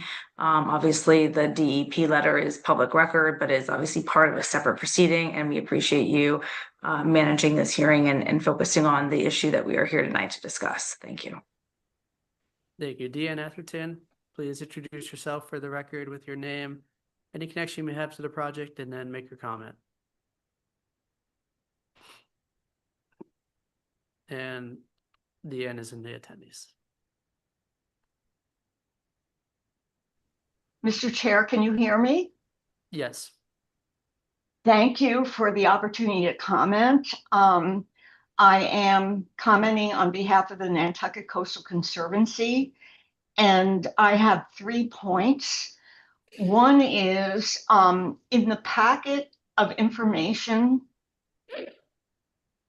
for this matter, we submitted a letter back in early June, and it's a 2-page letter that's page 56 and 57 in the packet. So I'm not sure that the commissioners have read it recently, but we'd like to bring it to your attention because we're concerned about possible public safety aspect of the protocol for repair. And that is the fact that SBPF's engineering consultants, Haley and Aldridge, strongly said to the commission in regard to the removal order that no work could be taken place without the structures above being removed. The work being proposed for the repair, while not exactly the same as the removal order, it does necessitate the removal of 2 layers of the current geotubes beneath the property at 93 Baxter Road, which according to the March 2026 LIDAR is 2 feet from the edge of the bluff. We are very concerned that that the commission insist that public safety precautions be taken, and that also the town be aware so that the taxpayers are protected from any liability should some catastrophic happening occur to 1 or more structures above the repair area. So we hope you will pursue this further and make sure the town is protected if you do go ahead with the repair. Thank you. I actually have comments on that. If we do go down this route, there is going to be an enforcement order that has many conditions. And one of them that I'm contemplating is requirements to get the assent of any property owners who could be impacted by this project to actually sign off on their willingness to proceed, sign a release of liability agreements, and be liable for any debris or damage to the area. So I think we have the ability to do all of those things. Thank you, Mr. Chair. That's greatly appreciated. I have 2 other points. Yes, go ahead. Yes, just so we understand this, is the enforcement order that you are considering, is it for the repair of the current geotubes, or is it to bring the current geotubes into compliance? Well, the current geotubes cannot be brought into compliance without being repaired. You know, before they were punctured and then it basically collapsed, there could have been a enforcement that brought the structure into compliance with the existing material. But because of the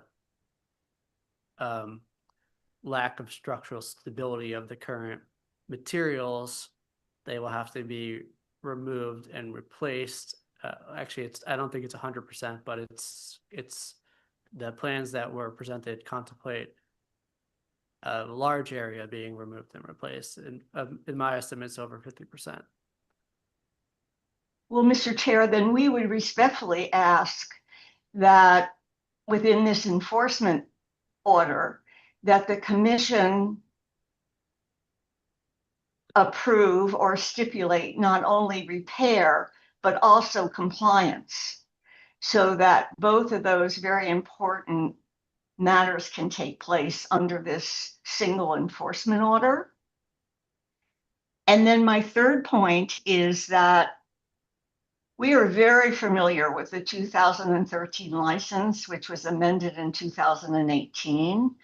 And it's very explicit that the terms of the license run with the underlying permit. It is our understanding that the permit expired in March of 2025. And we then conclude that the current license has expired. So we respectfully ask that the commission follow through and make sure there is a clear opinion from town council about whether there is a valid license that would enable this work to take place on this public beach. Thank you. I do Thank think we should get a written statement from town council. As for your point about the order of conditions being expired, that is an inarguable fact. The order of conditions is definitely expired, is not able to be extended, modified in any way, and potentially could certificate of compliance could be issued at the project at some point if it was ever to come into compliance, but the order is absolutely expired. As to your points about the license, that's why I said I think it's unclear. My personal reading of the license says something different than what you're suggesting, but again, it's outside of our review, and I won't claim to be a licensed attorney. As a private citizen, I reading the plain English words, it doesn't say anything about it being tied to the specific order of conditions. It says it's being tied to the process that the commission is undertaking. So those are two similar but not identical things. Thank you, Mr. Chair. Thank you. I believe you, okay, Vince Murphy, go ahead. Thank you, Mr. Chair. Vince Murphy again. Just to help out Deanne and give some clarity to some of her questions. Deanne was talking about the previous removal order and how in that the buildings at the top of the bank were at risk.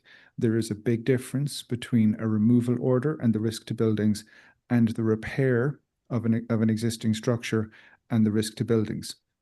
So it's apples and oranges, unfortunately, on that one.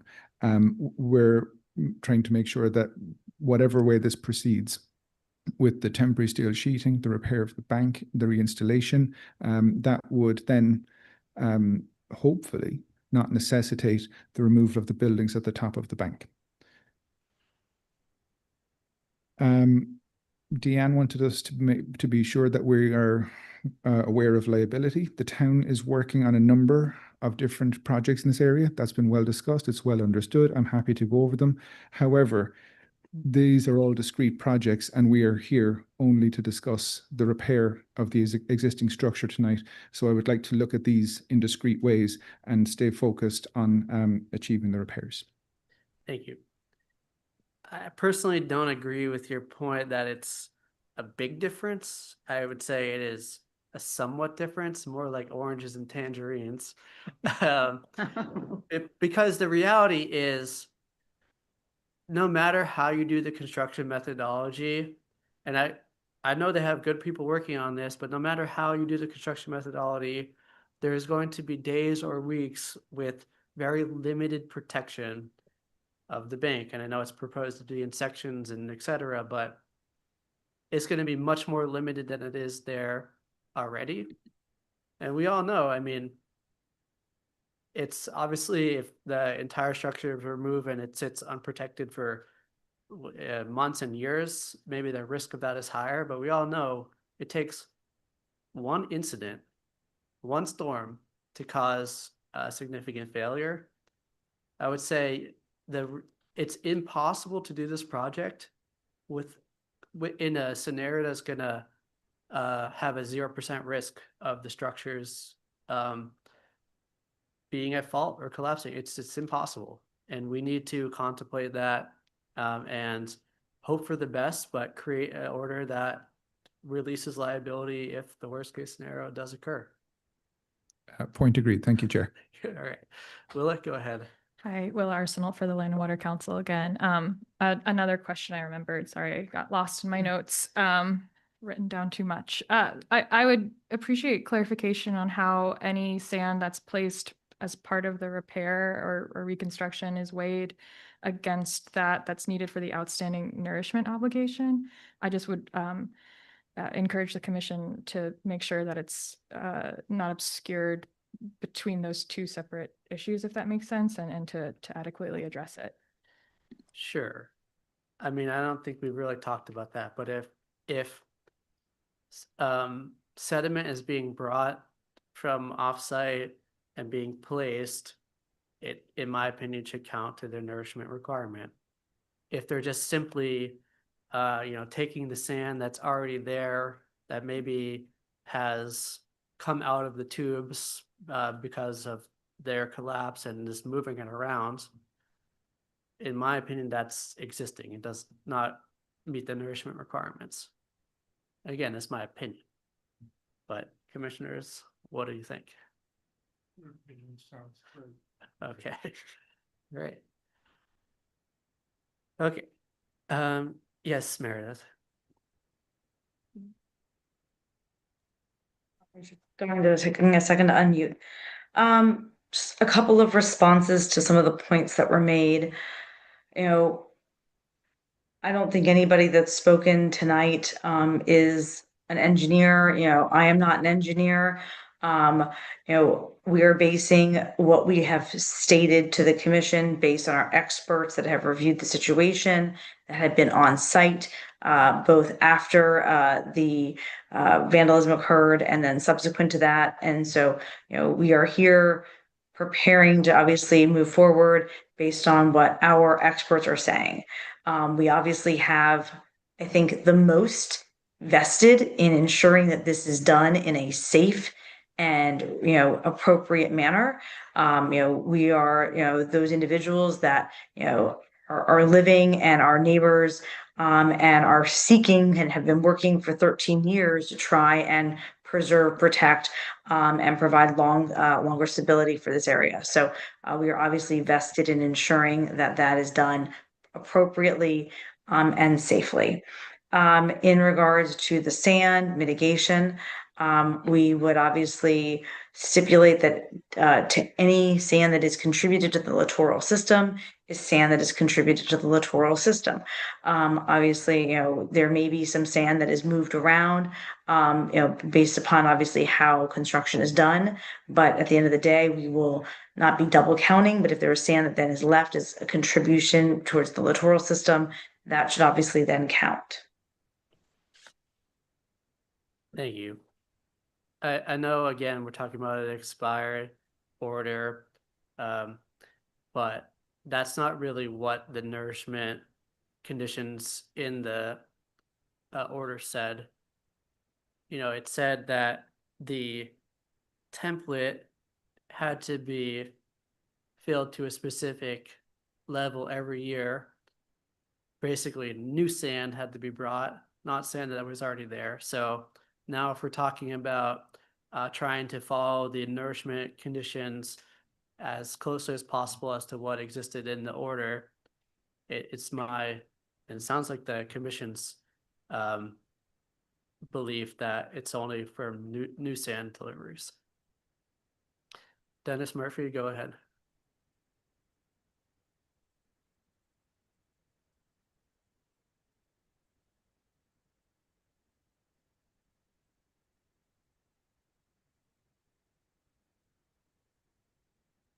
Dennis, are you here with us? And would you like to comment? Oh, no, I didn't have my hand up. Sorry. Okay, your virtual hand is raised, but we'll just take it down. Okay, thank you. Okay. Would anyone else like to comment at this time? Yes, Meredith. Sorry, just you'd indicated that this is going to be kind of broken out into different factors. Obviously, we would appreciate moving forward. I think you said like 3 different possible paths, and just trying to get some more clarity before you maybe close and go into internal conversations about that. But the Hoyks Hollow ramp has always been permitted to be constructed with different type of sand. We are kind of coordinating for that now. And so if that's something that is able to be voted on tonight, that would be greatly appreciated. If there is, it sounds like there probably will be. We've been through this for a long enough time period, Seth, or Commissioner, that I feel like we know that these things take time. If there's more discussion that needs to occur on the other two, or it sounds like you have additional conditions that might need to be reviewed and discussed, we'd obviously be happy to kind of engage in a longer conversation about that. But I would respectfully request that the commission at least allow us to move forward, potentially tonight with a vote on the Hoyks Hollow ramp in order to kind of start moving this whole process forward. So that's my request. Thank you. Thank you. We'll go to the commission for their thoughts on that. My personal preference is that we do go through a bifurcated approach in that tonight, I don't see any concern about issuing an enforcement that allows the ramp to be reconstructed and mitigation sand be delivered to the lateral areas of the template or of the structure pursuant to all of the testing and requirements we're going to put in.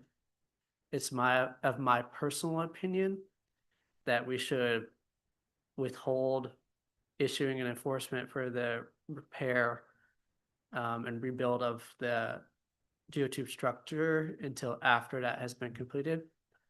But commissioners, we have the authority and the ability to do everything at the same time, or we can do it step by step. So Linda, go ahead. I agree we should deal with the ramp. I don't know why we would bifurcate repair. Do you want to explain that to me a little bit more? Because I'm willing to do both now, but certainly the ramp. Yeah, thank you. I think having the additional mitigation sand on site prior to the repair process will further buffer the beach and bank and littoral system from potential impacts of the construction that may be significant. So having like essentially extra mitigation material available might just make it better. John, How go ahead. long, I mean, what's the distance between the bifurcation then? I don't want to wait too long until we get into a bad weather system. The reality is some of this is probably gonna, in terms of the timing, some of this is probably gonna be outside of the commission's considerations. There's a lot of other processes happening here. And we can certainly just say, hey, we are gonna do them both at the same time, but we're gonna require that certain triggers be met before the repair can start. I mean, that's a way to proceed. But I'd rather there's going do to be a that lot than. of things that need to happen. There's going to be sand testing. There's going to be collaboration with the town and their priorities. There's going to need to be these like release of liabilities created. There's going to need to be a lot of things. So I mean, that's just what I'm thinking. But John, go ahead. Yeah, that's what I was trying to get at. What more do we need to do the third piece? And you just kind of answered most of that. So I think I'm good with the first two, at least for now. So. Okay. Yes, Tim. I'm good with all three, but Okay. I'll certainly vote for the first two. All right. Well, we have to choose. So this is a commission of multiple members. We do need to get to a majority of how people want to proceed. So you tell me, and I will go forward as requested of me. Well, Tim, you made it clear, I think. Joe? I'm voting for 3. Okay, John? Yeah, I'm just wondering what's the downside of voting for all three now? I mean, just because not necessarily a downside, but as a procedural matter, it's going to take a while to create an enforcement order that is robust enough to consider all of the needs for the so repair. And I mean, the town staff has already started one. I've looked at it. I have like many comments already just on the draft. And we can certainly sit here tonight and go through it. So you're saying if we bundle them all three together, we might stall the first two? Is that what I'm hearing? No, I'm just saying we might be here for an hour or 2 hours talking through it. It's a lot to discuss. Yeah, no, I get it. Okay. But Thanks. that's why I was appointed to this commission. I'm willing to do the work. I'm just letting you guys know it might be better just to do the two things first that are easier, and then for me, Jeff and Will and whoever else needs to be involved to have a meeting to just go through this. I mean, it's Well, gonna as be quickly as a possible lot of then. back and forth. What's up? As Brenda? quickly as possible then. On if we're going to vote for the first two, while you guys work through the last part of it, then we need to do that now. Yeah, I mean, we could have it come back on the 17th. I'm just saying, I'd like if we're that. gonna do it in this open meeting here, we're probably gonna be, just so you know, we're probably gonna be talking about 50, 60 plus conditions. I mean, it's gonna be one of the most lengthy enforcement orders ever written in the history of Massachusetts. Well, that I could deal with if we do the first two now and then you guys work on it and bring it back on the 17th. I'm okay with that. Okay, Tim? Yeah, I agree with that. I think we should do the first two. Okay. All right. Meredith, do you have something to say?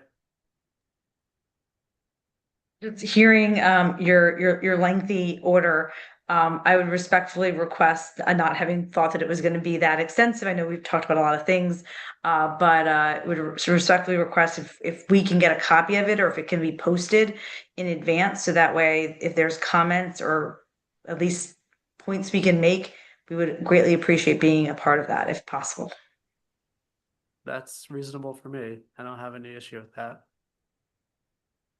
I can send that tonight, and it is extensive, and it will be made more Don't send extensive. the draft we have right now though, because it needs significant changes. I won't send it tonight. Let's have a meeting to sit down together, and then once we have something that's a little bit better, we'll send it over.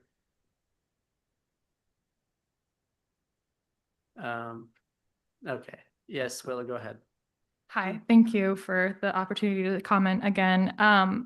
We would be in support in first establishing nourishment before the repairs are fully considered and enforced or permitted, whatever the word might be. I just think that there are other considerations and risks to discuss when it comes to the repair portion of this that haven't been fully discussed, and I think that they should be at a future meeting. Even just the sheet pile, what would need to be used to install that is a huge topic, and so we're in support of first establishing the nourishment and then continuing from there.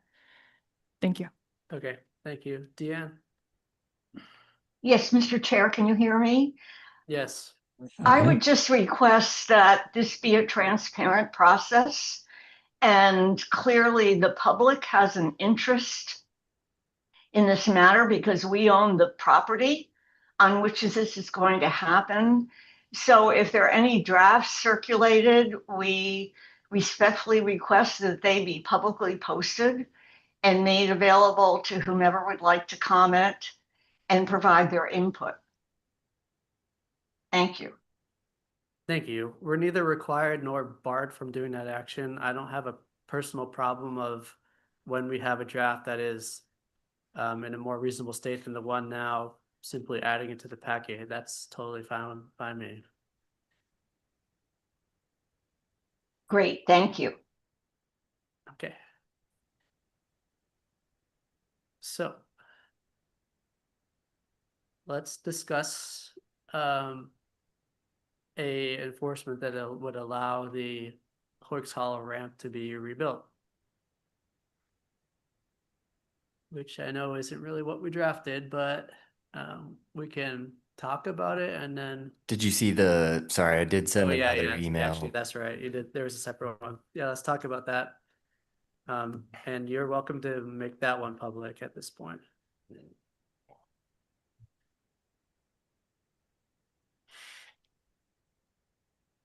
All right, I'm just going to share this on screen. Do you want to go through it? This one is not 6 pages long. Yes, It is go through page it. and a half. Yeah. All right. So this is the draft of the Hoyks Hollow Road, the ramp repair EO. This order permits the maintenance and repair of an existing vehicle access. And then we get into the more interesting stuff. In addition to general conditions contained elsewhere, all work performed in accordance with site and work description contained in the provided documents, plans, and narratives. General project conditions to notice of work commencement shall be given to the Nantucket Conservation Commission, NCC, or the Commission, and the Massachusetts Department of Environmental Protection, Mass DEP, at least 48 hours prior to the commencement of work. 3, the stake position of the mean high water line shall serve as a limit of work throughout the duration of construction. No work is allowed seaward of the MHW line under this OOC. The MHW mark shall be restaked out prior to any maintenance work. 4, all material must be delivered by truck to the site, shall be logged by truck trip, and include the original sand source in any reporting. 5, list of all material sources currently being used shall be provided to the commission. Should an additional source be added or changed, a report demonstrating compatible material in compliance with condition number 6 shall be provided to the commission staff for review and approval prior to the placement of any material. 6, in addition to compatibility, all nourishment material used for the project shall be tested for biological and chemical contamination, including at minimum pH, nutrient content, heavy metals, VOCs, PCBs, and PFAS prior to use. Tests from a qualified laboratory must be conducted for each parameter and results delivered to the commission for review prior to the placement of any material. This testing may be waived by request of the applicants to commission staff should the material source have less than 10% fines. 7, all construction refuse shall be removed from the site and disposed of in compliance with all local, state, and federal laws and regulations. 8, all access for construction or maintenance vehicles along the beach to the project area shall be from the Hoyks Hollow access to the south. Should that access not be available, the applicants may request a temporary access point from the Natural Resources Department. The Hoyks Hollow access shall be blocked off and always maintained to prevent other vehicles from entering the beach area. The gate shall be repaired within 48 hours of any damage. 9, all surveyed elevations shall be shown in the NAVD 88 datum plane to match the datum of the current FEMA flood mapping, or a conversion factor shall be provided from the published data to the NAVD 88 datum plane. 10, all raw survey data and technical specifications of any equipment used to collect data shall be made available to the commission and public. 11, following construction, no vehicles or machinery shall be stored overnight on site within any resource areas.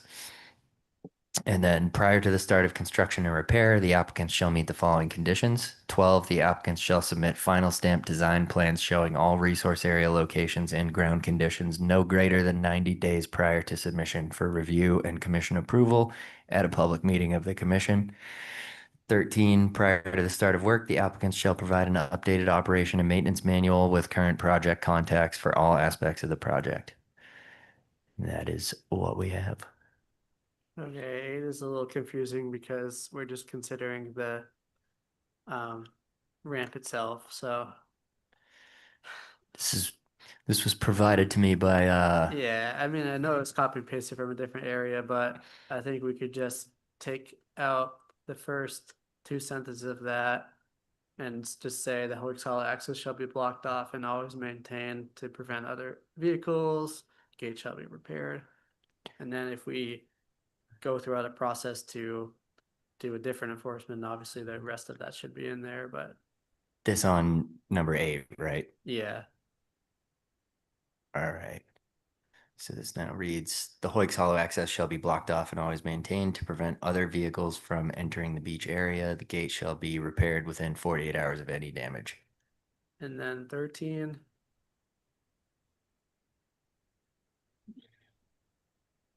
I mean, I guess it's fine, but again, it would just be updating the operations and maintenance manuals for regards to the ramp, nothing else. So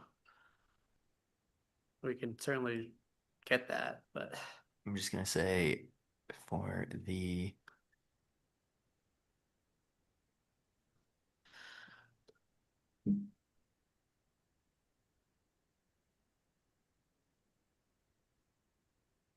for the Hoyks Hollow ramp repair? Sure.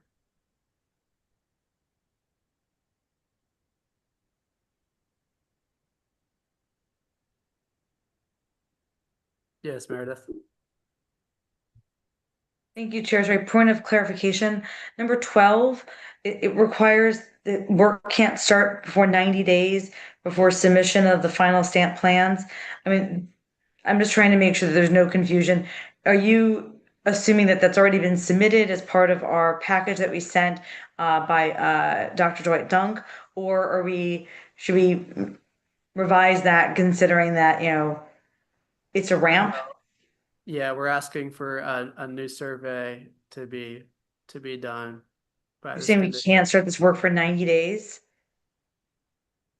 I mean, we can certainly change the 90 days, but Yeah.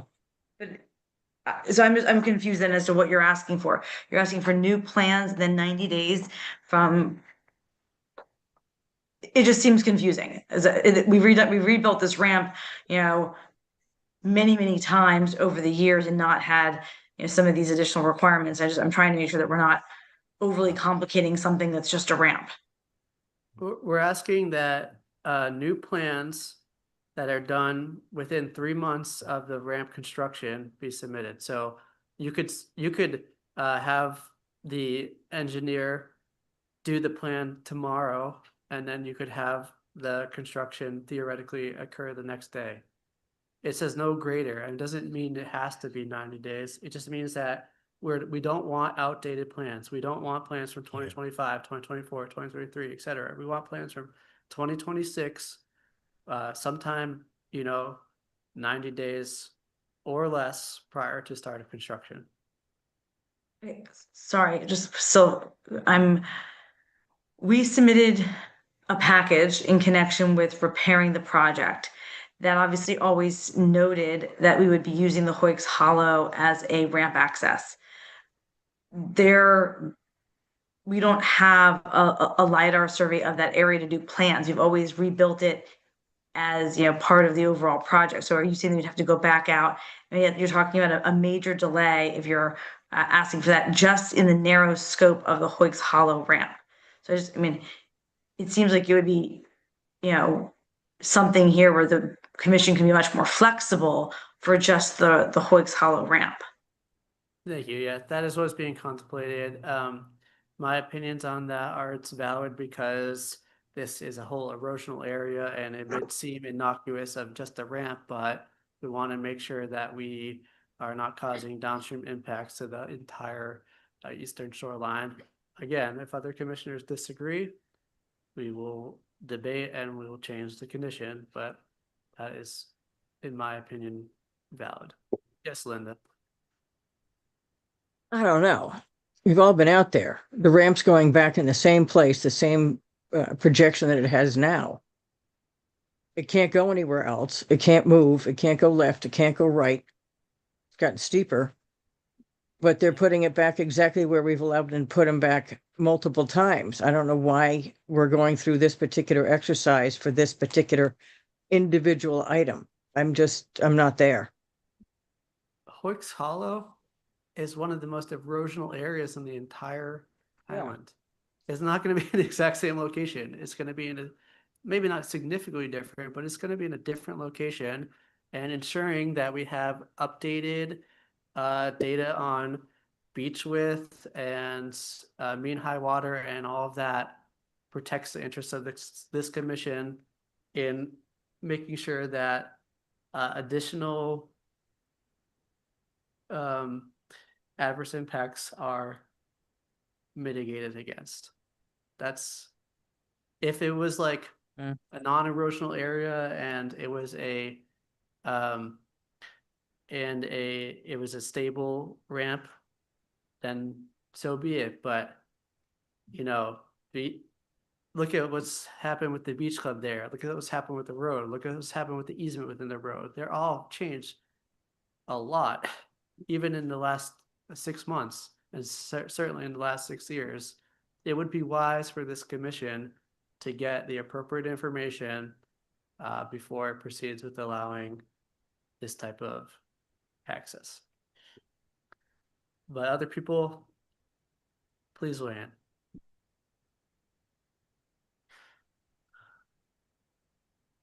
Any comments? Okay. Yeah, Tim? I don't know the details on previous ramps and how they were engineered and what the differences are, but I feel like if that's something that's been done before, without all the elaborate research beforehand, I think we should go ahead and permit it. Yeah, before it was being allowed as part of a larger project. This is, I think, the only time in this permitting history that we're specifically doing an action to allow a ramp itself. That's why it's a little bit different here. In all those other types of processes, notices, enforcements, etc., this same thing was requested, but it was requested as part of a larger package. I think what the applicant's concern, or not applicant, what the SPPS concern here is they think we're asking them to do a lot just for this ramp that's not related to the rest of the project. But that is what's been done in the past. It was just done as part of a larger process. John, go ahead. Yeah, it feels like we're going one step forward and two steps back. Meredith, can I ask you, how long will it take you to get this, what we're asking for you here? Go ahead. You're welcome to answer that. Through the chair to Commissioner Schaefer. I mean, we've just spent, I think, remember we came to the board, the commission, back in like February, March to do the repairs. It took us like 2 months to get the 2026 LiDAR to show the plans for the geotube repair. It takes time. You have to get a surveyor out to the site. You've got to, I mean, we would be happy to provide it after the fact.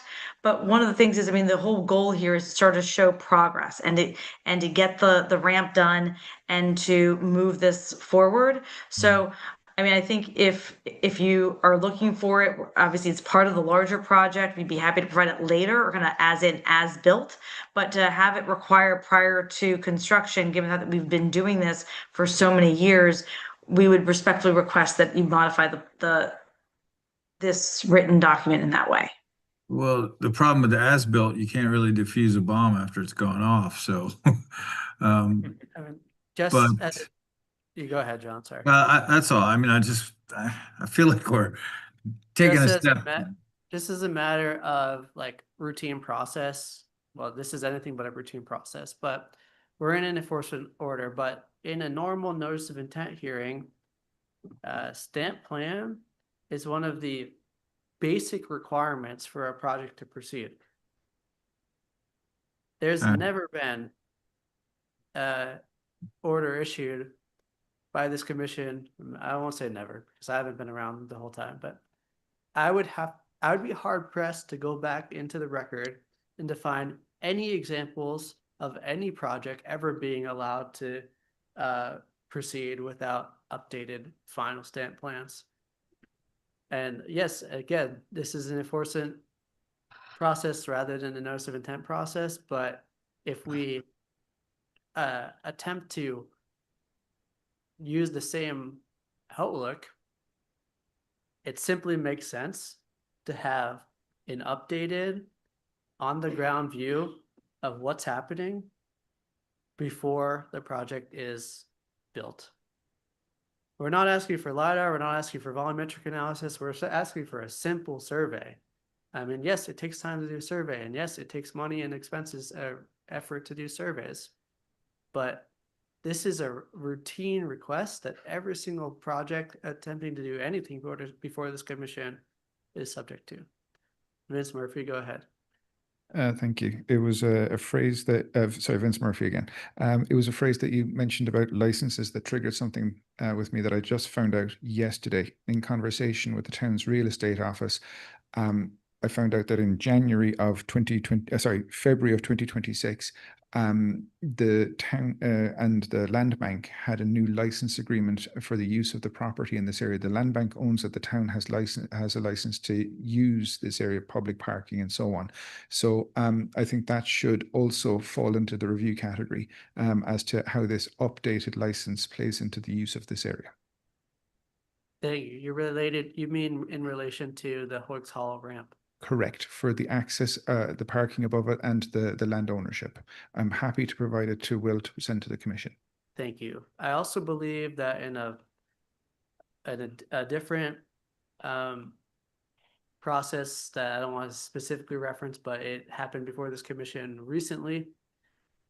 It was determined by this commission that where the ramp sits is within an easement in the and that it's not subject to the license requirements of town code because of it being in the easement area with anybody essentially has rights to that easement. So I don't think their license really matters on this specific thing, but it definitely matters on the other part of it. Deanne Atherton, go ahead. Thank you, Mr. Chair. I just would support your comments. We have had photographs taken very recently that I will forward to you that this area has experienced, pardon? That this area has experienced severe erosion. And we think that in order to protect the wetland resources, the commission should know some basic facts, like how wide is the beach in this area? Can the heavy equipment that will be used to build the ramp able to do that above the high water line? So we definitely need current plans. Thank you. Thank you.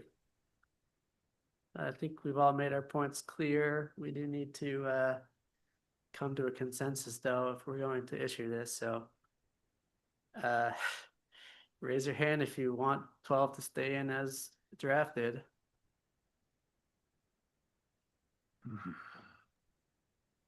Yeah, I gotta say yes. Okay. Okay. Yeah. That's 3 people at least, so it's gonna stay in. All right, any other comments, questions, or additions?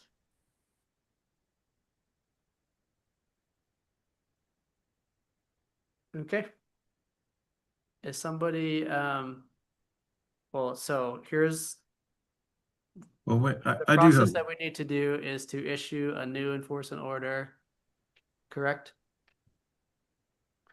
Would somebody, John, go ahead. yeah, I wonder, can we make it clear exactly what we're asking here for? Just a plain old survey, not the full Monty, what they gave us before? Can we add that? Would that be helpful? Sure, I mean, stamp design plan, I mean, that's what that means, but Okay, I mean, could we say final stamp survey? I don't I know. mean, the final stamp survey is fine. I don't have an issue with changing that language. Okay, at least that'll give them, something to aim for. We can say survey. I am gonna say, in Will's opinion, these are things that are on all plans submitted to us. Like if you're building a shed, even, we're getting the resource areas, we're getting the ground conditions Yeah. to I build a mean, shed. To me, those mean the same exact thing, so doesn't really matter, but I think it's just a question of whether we want to say design plans or survey, but Say, shall submit a final survey. showing all resource area locations and ground conditions.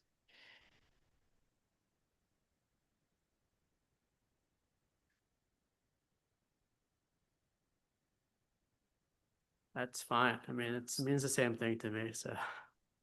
Well, it doesn't to me, or probably John, because we work in the construction area. That's fine. If it makes you feel good, then that's good with me. Okay, so. I didn't know. Linda. So we need to, accept the motion to issue this enforcement order? Is there a motion? Thank you, Motion John. to accept this enforcement order as we've amended it. Thank you. Is there a Second. second? Thank you, Tim. By roll call vote. Joe Planowski, Aye. Tim Brain, Aye. John Schaefer, Aye. Linda Williams, Aye. Seth Engelberg, aye. That carries unanimously. So now we have two options before us. We can contemplate at tonight's hearing a second enforcement order to allow mitigation sand to be placed. Or myself and the town staff can also create a draft for that and bring it back to you. I'll be honest, that was not drafted. But we can, Well, I think we already did that. can Didn't we already pull a say bunch come of back with it things. on the 15th? yeah, we're gonna talk about it on the 17th as long as everyone's okay with that. Yeah, I'm fine with that. I've said that before.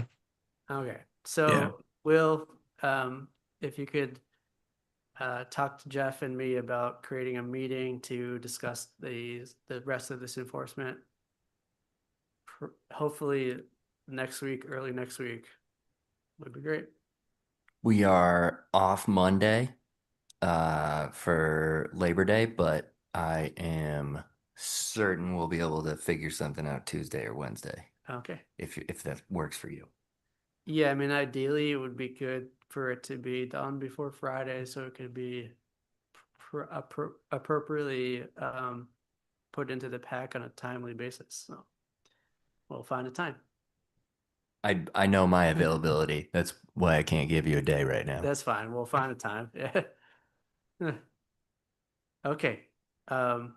Any remaining points or thoughts, or are we ready to conclude? I think we're ready to conclude. That brings us to the end of this meeting. At this point, we need a motion to adjourn. So moved, Thank Mr. you. Chairman. Second. We'll take Tim and Joe for the second by roll call vote. Joe Planowski, Aye. Tim Brain, Aye. John Schaefer, Aye. Linda Williams. Aye.